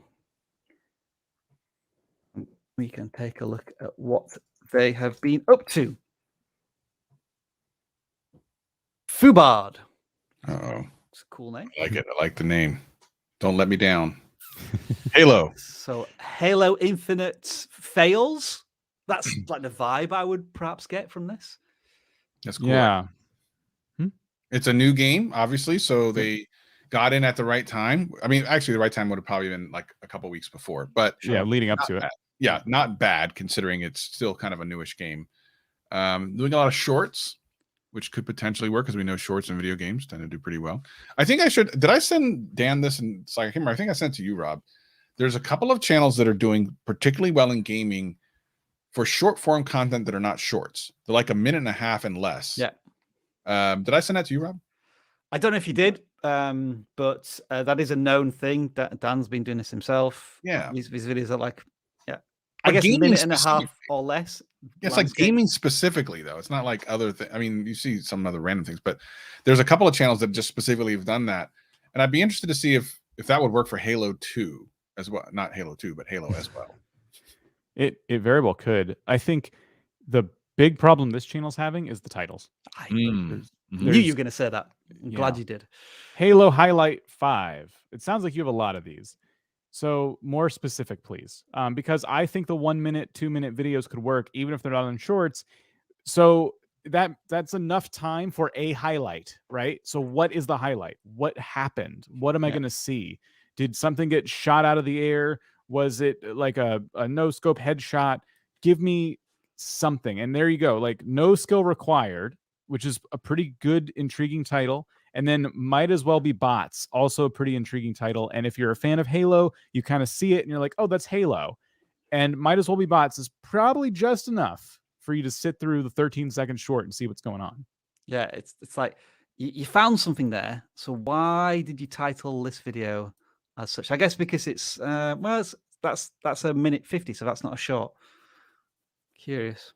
But even if it's not a short, it's still imperative that title has intrigue to it. Absolutely. So going forward, we're recommending work on the titles as much as anything. Right now. Yeah, I'm not even going to say the thumbnails necessarily need that kind of work either.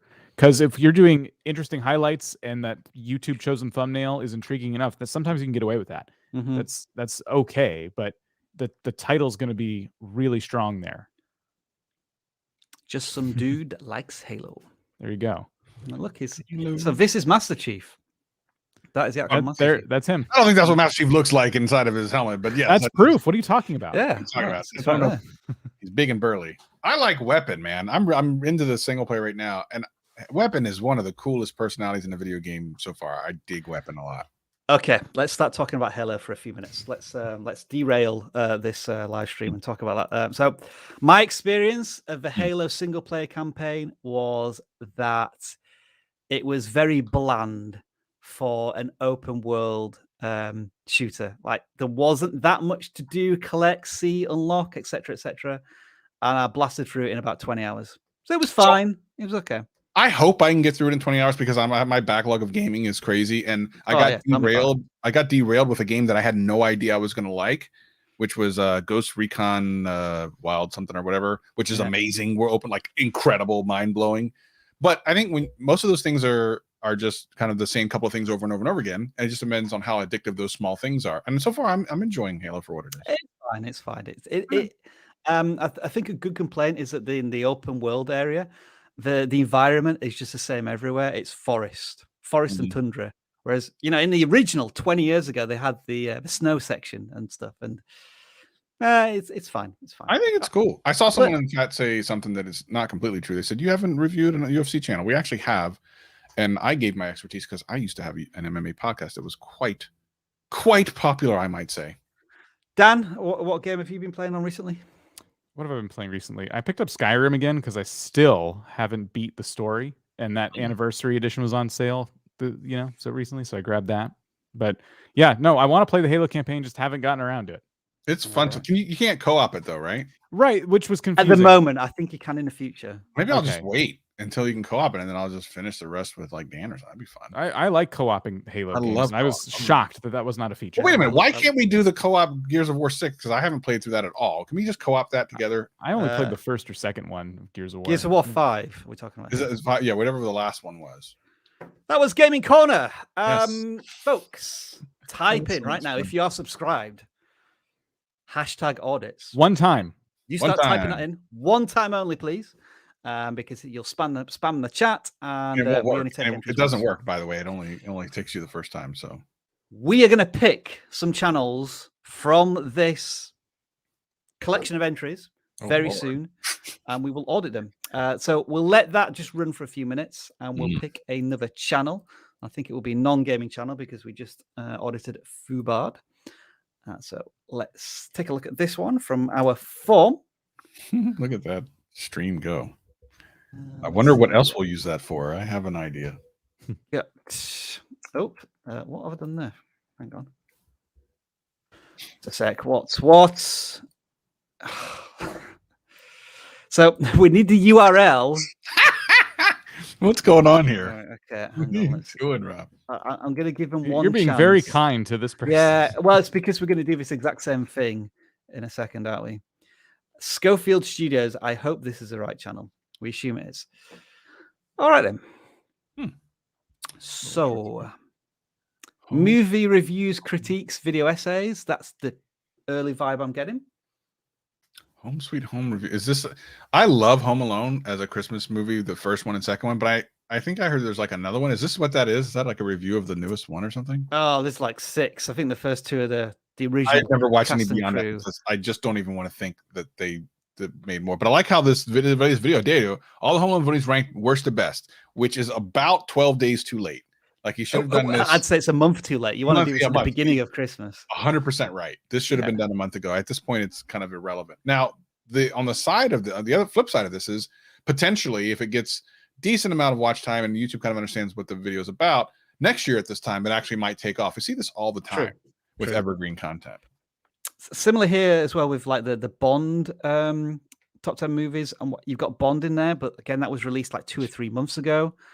Even then, the No Time to Die review is probably a month ago, and I think it was released like 3 months ago. So, especially with a channel like this, where it looks like you're trying to cover either trending video releases or tentpole stuff like Christmas films, Halloween films, it just feels like the time is a little bit wrong on all of these. Yeah, I agree. Maybe that's the problem with the channel, is that they're just slightly behind the timing of the stuff. Now, was the Shang-Chi on time? So 8 months, is that to say 8 months ago? Or how many months ago did Shang-Chi? 3 months ago. So that was too late for the theaters, but was that around the time it came out on Disney Plus? Yeah, possibly. It feels like they're just a half step behind. So half step behind, perhaps, in the timing of a releasing of a content. And then thumbnails, would we all agree that the white text with a red stroke effect is It's not working. Well, but here's the thing. These are like movie reviews, right? Yeah. Pull up other movie review channels and compare the thumbnails, and it's going to be night and day. And this isn't to be like mean or anything like that. It's like this is what you're competing against. Let's do a review of do a specific movie. Even if you do like a Marvel one, it'll be crazy. Yeah, I mean this person is in there. So there, yeah. You see, like he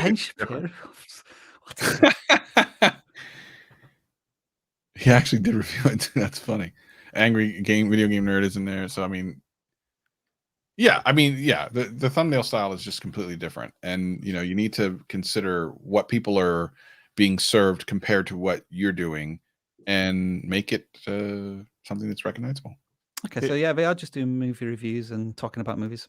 So the big issue too is all the channels that just got pulled up in that search were all very well-known creators and or publications.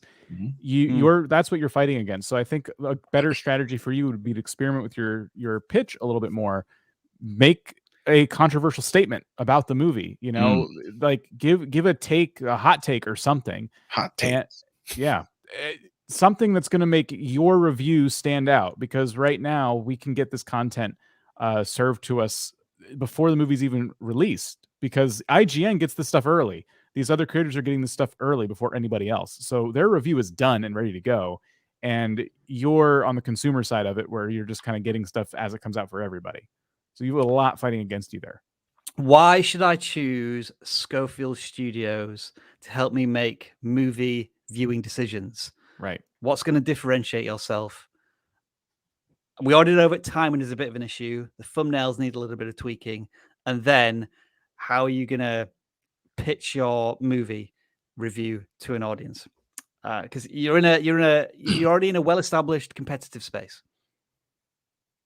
Yeah.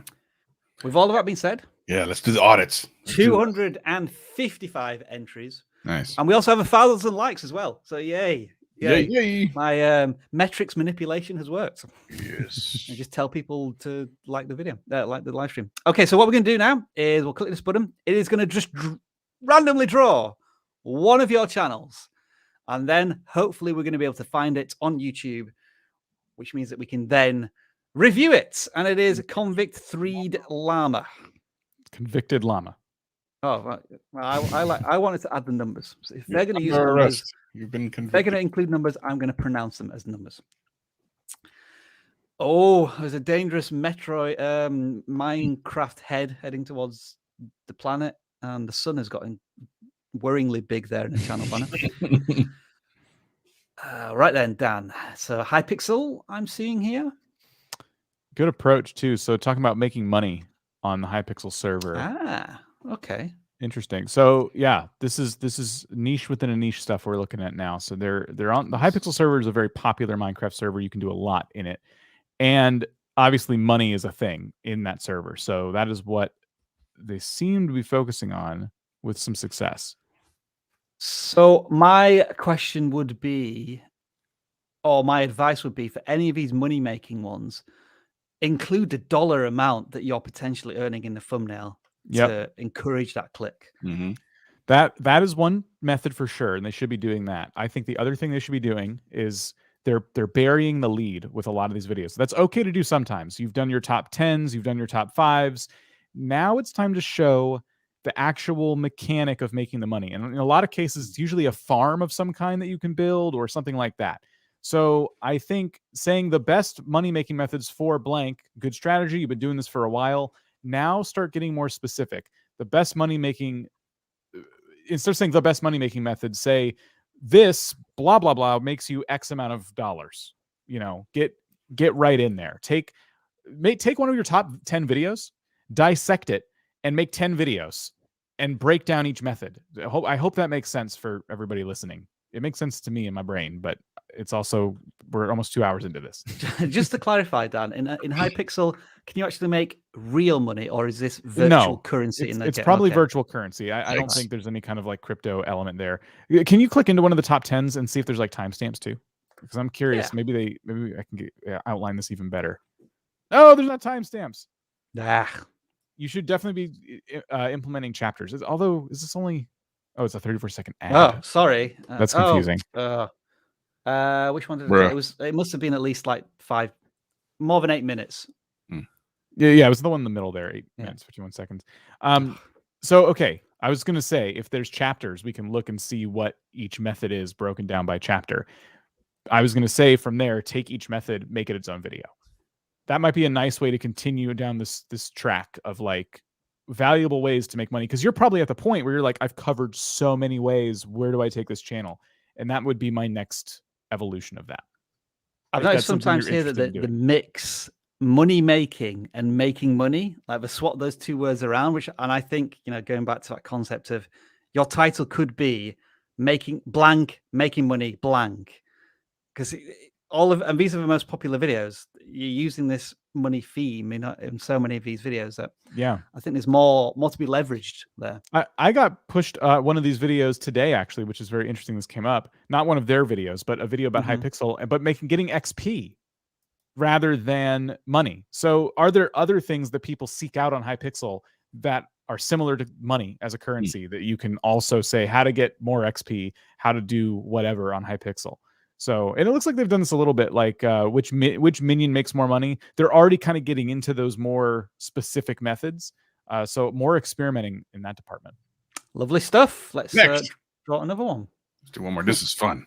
Travis is right into this. Let's see what this is. Okay. I like some of these avatars that are popping up. Yeah, some of them are really good. Shake and bake. iBridge. Oh, come on. Man. Minecraft channel. Come on. What did you expect? True. We should have like a Minecraft gaming submission form at this point. Am I going to be able to find this is why we have two forums, because this is what used to happen all the time when we would do them randomly. Yeah.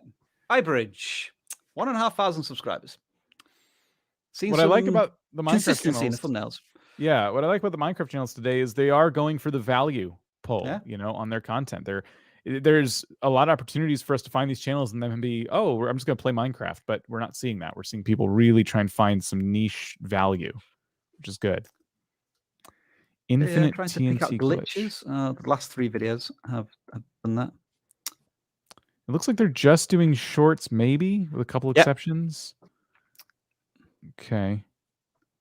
So these could still take off. These might have, you know, there might be some time where they kind of take off. So we kind of need to know for this channel, what's the goal? Are they going to make? Are they looking to make shorts forever with the pivot to long form content? Are they just hoping that the YouTube creator, the Shorts Creator Fund continues to grow and more people become eligible, and they just want to be a shorts channel? Because it would be different advice depending on what your goals are. Good level of consistency here, though. Like, yeah, when they're making a short, I guess there is a potential to maybe do. I always feel as if you are making shorts, then to really start driving the recommendation system towards you, a stretch goal might be like a short a day, given that they are 20 seconds or less. Obviously, I don't know how much editing is going into these, but to really start nailing in, and because you assume that somebody who watches shorts are going onto the shorts feed once a day at least. And so if you have something new to show them every single day, that's going to keep YouTube recommendation system happy and the viewer hopefully satisfied. Right. Shorts are all about velocity. So it's really important to, if you can, to make as many as possible. That's what a lot of the more successful shorts creators have said. And that can be a dangerous bit of advice to give somebody who's really, really hungry for more, because it just, you want to do this within reason, but whatever time allows for. Speaking of time, we've lost Travis. Where's he going? Oh no, I wonder why.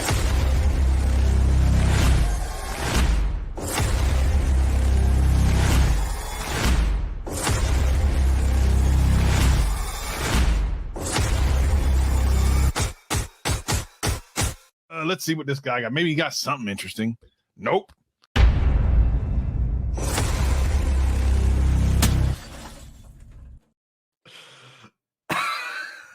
It's 2022 and I'm back. Ladies and gentlemen, I wasn't coming back till we got 1,000 likes on a live stream, and we did it. We did it. 1,000 likes on a live stream, and now my merchandise is out there. It's the band shirt you can buy on YouTube. These YouTube streets are savage. That's right. For only $79.99, you can buy one of these shirts and be one of the only savage people that YouTube doesn't want you to use this little play button when you sell shirts. I don't know if you knew that or not. You can't actually get away with that. But listen, for $79.99, you can have one of these savage shirts. I told you last year we were coming out with the shirts. The merch is here. Ladies and gentlemen, it's a savage year, 2022. What are you doing? I left the live stream by accident. I'm trying to fix things. There we go. All right. Savage, I'm just curious. Did you ask for YouTube's permission to use that logo? Or nope. I'm so savage, I don't ask YouTube for anything. I give them what they want. Jolly good. Mm-hmm. Yeah, so 2022, it unfortunately looks like Savage has renewed his contract with vidIQ for another year. And dare I say you renewed your contract with me? Yeah, I guess so. That's now, actually how it works. It looks like I forgot to set up a Savage channel audit. Oh, you can do it in look. You got this new little tool. So shall we do this then? Savage. Let make these people know that they're gonna get some savage advice here. Now you don't get this namby-pamby growth advice. We don't want that. What? So Savage, what text would you like? I think it's just hashtag savage, because most of these people can't spell much beyond that. Right. So we're just gonna keep it easy. If I do like Savage Academy, you know they're gonna misspell Academy. You know that's gonna happen. So if I do that, or Savage shirt, one of the two, I don't know. Look, we already had 4 entries before I even set that up, which of course we did. Somewhat impossible, ladies and gentlemen. I also want to say as well, Dan, that is actually your finest 30 seconds of work. 100%. It is one of the best things he's ever done in his life. It's like usually I say, "Oh, come on, this intro, just get on with it," but it continues to deliver. It does. It's so good. It just keeps going. I'm gonna have to do revisions of that last little thing. I'm gonna send him some more things, but I love it. It's the best thing ever. Besides $79.99 for this shirt. Just let me know. 150 Savage entrants already. I mean, where's the surprise here? You're like surprised. 170. All the people who don't know. Shall we wait until we hit 200 and then we'll draw one? Of course. I waited until we got 1,000 likes before I showed up. Sure. Do one of these other namby-pamby ones. Go ahead and do that. No, we're pretty much there, Savage. Oh, you done? Okay, cool. Let's do it. 8 more. 8 more. 199. Look at that. The tension is unbearable. And now there is no tension. Right, let's draw one. So I should preface that the audit you are about to receive is somewhat alternative. Dan and myself don't necessarily recommend the advice you're about to be given to grow a successful YouTube channel, but you did submit for a Savage audit. What was the name of this thing? Squidward SquidPaw Productions? Productions. What? Oh my God! Look how scary this is. What is this? What is going here? Let me make this a bigger screen. What is this going on here? I don't know about this, Rob. What's going on here? What is this? Caterpillar, coffee, GoPro, Volkswagen. It sounds like you're walking down the aisles of Walmart. What's going on here? Let's see. Camera gear melt. My first attempt at wake surfing. How'd that go? Did that go good? In Dubai. You know, I'd like to go to Dubai sometime. Dubai is. Do you know how rich people in Dubai are? How are they? Yeah, I'm staying. Look at that. Dan tried to walk into it. Couldn't even walk into it. It's fine. If you got to ask, you can't. You'll never know. All right. Let's see. Make the budget coffee brew. You know, here's the thing about coffee. If you don't make Starbucks at this point, you just might as well not make nothing. Not because Starbucks is good, it's because it's Starbucks. You can't beat them, right? Why make something that isn't as good as the best? That's why they only make one of these Savage shirts, $79.99, because we can't sell it on YouTube. They're going to sue us. So listen, I don't know what to say about this channel. He looks like he's all over the place.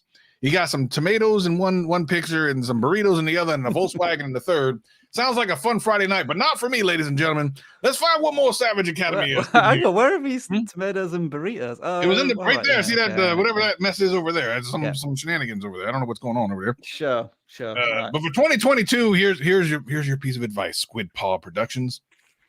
Don't ever come back here again. Just don't do it. Don't do and that's the type of audit you're about to receive. Okay, who's next? Look at all the people in the chat room want some of this savageness. I feel appreciated. I like that. Square table. I love a good degenerate. Square table degenerates. I love that. Why is there a dot after? They got a name that's longer than that. Yeah, it was so long that we had to. It's a podcast. Oh, okay. Well, let me quickly go to something that is probably 2 hours of things I don't want to listen to. Let's see. A podcast. Let's see. Okay. How long is that? That's 3. Is that a 3-hour podcast? What does that thing say? What does that thing say, Rob? My eyes ain't good. Brian Gibson's Rocking New Year, 3-hour podcast. Yeah, 3-hour podcast on the. Okay, great. Christmas Vacation. All right, I like that movie. That's good. Is he showing the Christmas Vacation? I like that movie. What happens if you click? If you highlight over that, what happens? Is he showing the movie? No, he's just yelling at a television screen. Is that what YouTube has come to in 2021? That's why we're in 2022, because we had to leave that behind. What else is going on here? Let's see. Is that a candle he's holding up? Look, let me explain something about this candle. Yeah. This is the new Savage candle that's coming out next year. I'm waiting a little bit longer. It smells delicious. Look. It smells like Savage. It's going to be $89.95 for about half of this size. This is the extreme container. So if you're gonna listen, if you'll review this on your YouTube channel, listen, maybe I'll give you a passing grade. So this channel gets a passing grade as long as he takes the Savage candle and gives it a good review, and review it on Amazon too, please. Thank you very much. One more, Robert. One more for 2022. One more. Yes. Okay, let's draw one more. That was a degenerate, by the way. As if you couldn't tell. Yeah. Slippery Vision. JPEG is me. SoundCloud. Jack the little golden retriever. OtherJou. I bet you he's French or Italian or something, huh? Because how else do you say? Who names their kid J-O-U? Jou. What is that? Joel? How does it? Does it say his name in the video? Please tell me. Look at that. Is that an Italian flag in the top right corner? I told you this dude is from the overseas. He's from the upside down. He's from the over under. Okay, let's take a look. What is this guy? Oh man, look at that. That's a ginger. Third one over. Where's my steak? You gotta have a steak with you. Now, I'm not talking about the one you eat. I'm talking the one you stab with. Whenever you see one of them gingers, you gotta make sure you keep yourself protected. Anyway, let me see this TikTok over here. What's this TikTok with the yellow glasses dog about? What is he doing in there? I can't see with TikTok compilation of Angus. Who's Angus? I've had Angus beef. Does that say Angus? My eyes are terrible now. I'm not gonna lie. I like how this is less of an audit, more of just questions with Savage. I can barely see without the glasses. I'm not gonna lie. Savage tries to read titles. Oh my God, it's terrible. Remember we used to have Dan read people's names? I feel that now. I know what that was like. Yeah, I know exactly what that's like. I can't see any of these. His views are going down and then they're going up. Well, one of these videos is a lie, ladies and gentlemen. One of these videos, I'm gonna let you guess which one of these videos is a lie. The one that shows the videos going down, Oh, the one that says the views are going up. Which one do you think is a lie there, Rob? Tell him. Just tell him about himself.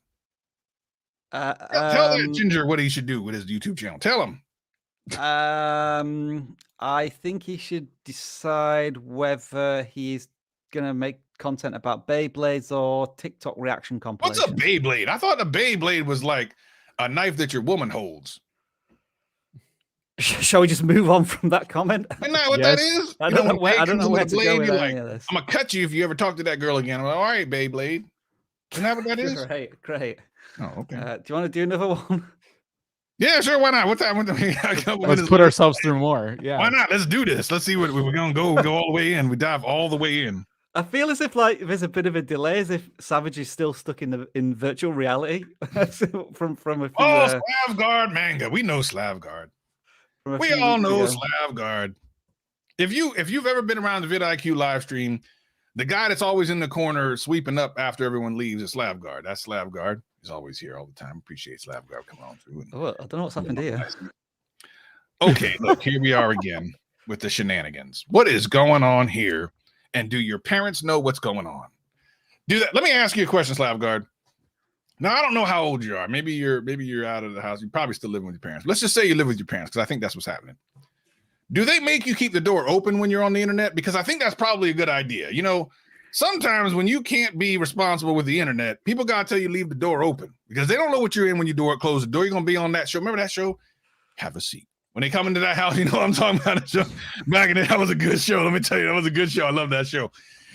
Anyway, back to this. Let's see these. I feel like when I look at this stuff that I should be 12. And then it would be appropriate. Because when you're older than 12 and you're looking at things like this, I got a sneaking suspicion that you might be on the post office wall here soon enough. You're going to be America's Most Wanted. Slaavgaard, we're going to keep an eye on you. Do you mind just alerting your local police and send them this video? Because I think what's going to happen here is we're going to send this in, and the FBI is going to be knocking on your door later today going, excuse me, Slaavgaard Manga, or whatever your name is. Put your hands up against the wall, because we know you've into this shenanigans. We saw you on the live stream, and we know that you're into some trouble. Savage Police is here. Thank you very much. All right. Happy New Year, everybody. I hope you're having a great time today on the live stream. And we're here to do this for the next, at least, I got a contract here for the next 12 months. I'll be around for a little while longer. And then so we can sell these out, and I can pay off my yacht. Dan, what just happened? What? Exactly. I don't know what just happened there. No, I need to erase this from my memory. we need to literally trim out the last 5 minutes of his I need to make stream. I need to make a post Savage video now of just like puppies and kittens and just, you know, palate cleansing imagery. Step away from this live stream. You do want one of these shirts though, don't you? And it's a pretty cool shirt, right? You like that, right? These I can't read it. It says these YouTube streets are savage. I can't read it because I'm illiterate. Oh, that's true. You probably like Savage. That's actually my French name. It's Savage. Shall we say goodbye to some people? I mean, we can. Can we just say goodbye to Savage? Is that possible? Yeah. I mean, listen, easy done. My contract says I'm here till 1.02 because y'all always go over by a minute or two. All right. We'll do some shout outs and say goodbye. Thank you, as always, for joining us for this live stream. Thank you for the 400 plus people who've watched throughout this live stream, despite Savage's best attempts. What I will say, Savage, is that you spiked the comments. I mean, duh. As you always do. And yeah, we will be back tomorrow. And I think, Dan, we have Emily D. Baker. Oh, that's my favorite girl. Can you tell her that I like her a lot? Now she got a TV show, because now television fame. Yeah, she was. I need to get on her TV show. Can I come by tomorrow there, Dan? I'd love to come by and say hi. I don't know if I have a choice. I don't know if I'm allowed to come by and say hi to Miss Emily D. We actually get along real well. Have you seen like the videos that Emily D and I have done on the live stream there, Rob? Have you seen how amazing they are? I'm going to look forward to it tomorrow, I guess, if I'm invited on, Dan. Definitely. You are invited. Lovely stuff. All right, let's say some goodbyes. Well, wait, we didn't tease it properly. Oh, tease it. So do you guys like money? Then you should come onto the live stream tomorrow. Okay, there we go. That was it. That's all I had to say. You like money? Did your full screen there and everything. Yeah. Well. All right, Savage, say goodbye to the people who I'm going to put on screen. Oh, sorry, I got my Savage candle out. It smells so good. Okay, the Dark Blaine. Hey, always love the streams. All right, the Flaming Gamer. He's on fire. Someone throw some water on him. What else we got? Travis, It's Scott. aka What's going on? Savage. Hello. Go. Oh, there we go. But Donnie Games. Hey, Donnie Games. Good to see you. Hope you're having a great old time in the 2022. Scare me. You already did. And one more, of course, we probably wouldn't do this live stream, although we probably would, without MC Noobs. MC McNoobs. It makes me want something to eat for lunch, like McDonald's or something. I don't know why. McNoobs. Right, Dan, McNoobs. do Yeah. you want to say goodbye to some people? Oh, all right. I'll say bye to some people. Do you want me to do the controls or you do the controls? I'm just looking for names that I like. Like this one's easy to pronounce, like 610 Fab. So goodbye to them. Netherverse took me a little bit, but I got there eventually. Home of the Lazy Gamer is nice and clear. It's a long name. I'll never remember it, but I can read it, which is important. And then how about one more? How about Anderson Family Mix-Up? Goodbye to you. Hashtag Savage. Goodbye to Drax Ox. Also, goodbye. Yes, I agree, Baban. Don't forget to buy vidIQ or take advantage of the free I already trial bought it. in By the way, description. I'm the new CEO and founder of vidIQ. Yeah. Bought it How for, can you be the new Yeah, founder? how can you, hot how dog can and you a steak. refound something? Listen, you don't know how that works? I bought the NFT. Oh my god. Ah, that explains everything. Literally explains everything about Savage's existence. Sorry. Get a free trial at vidIQ, Martonic. Yes, have a great time, Mode Games, and bye to Illusion. We will see you tomorrow. It looks as if all three of us are going to be back tomorrow. Hope you enjoy it. See you then.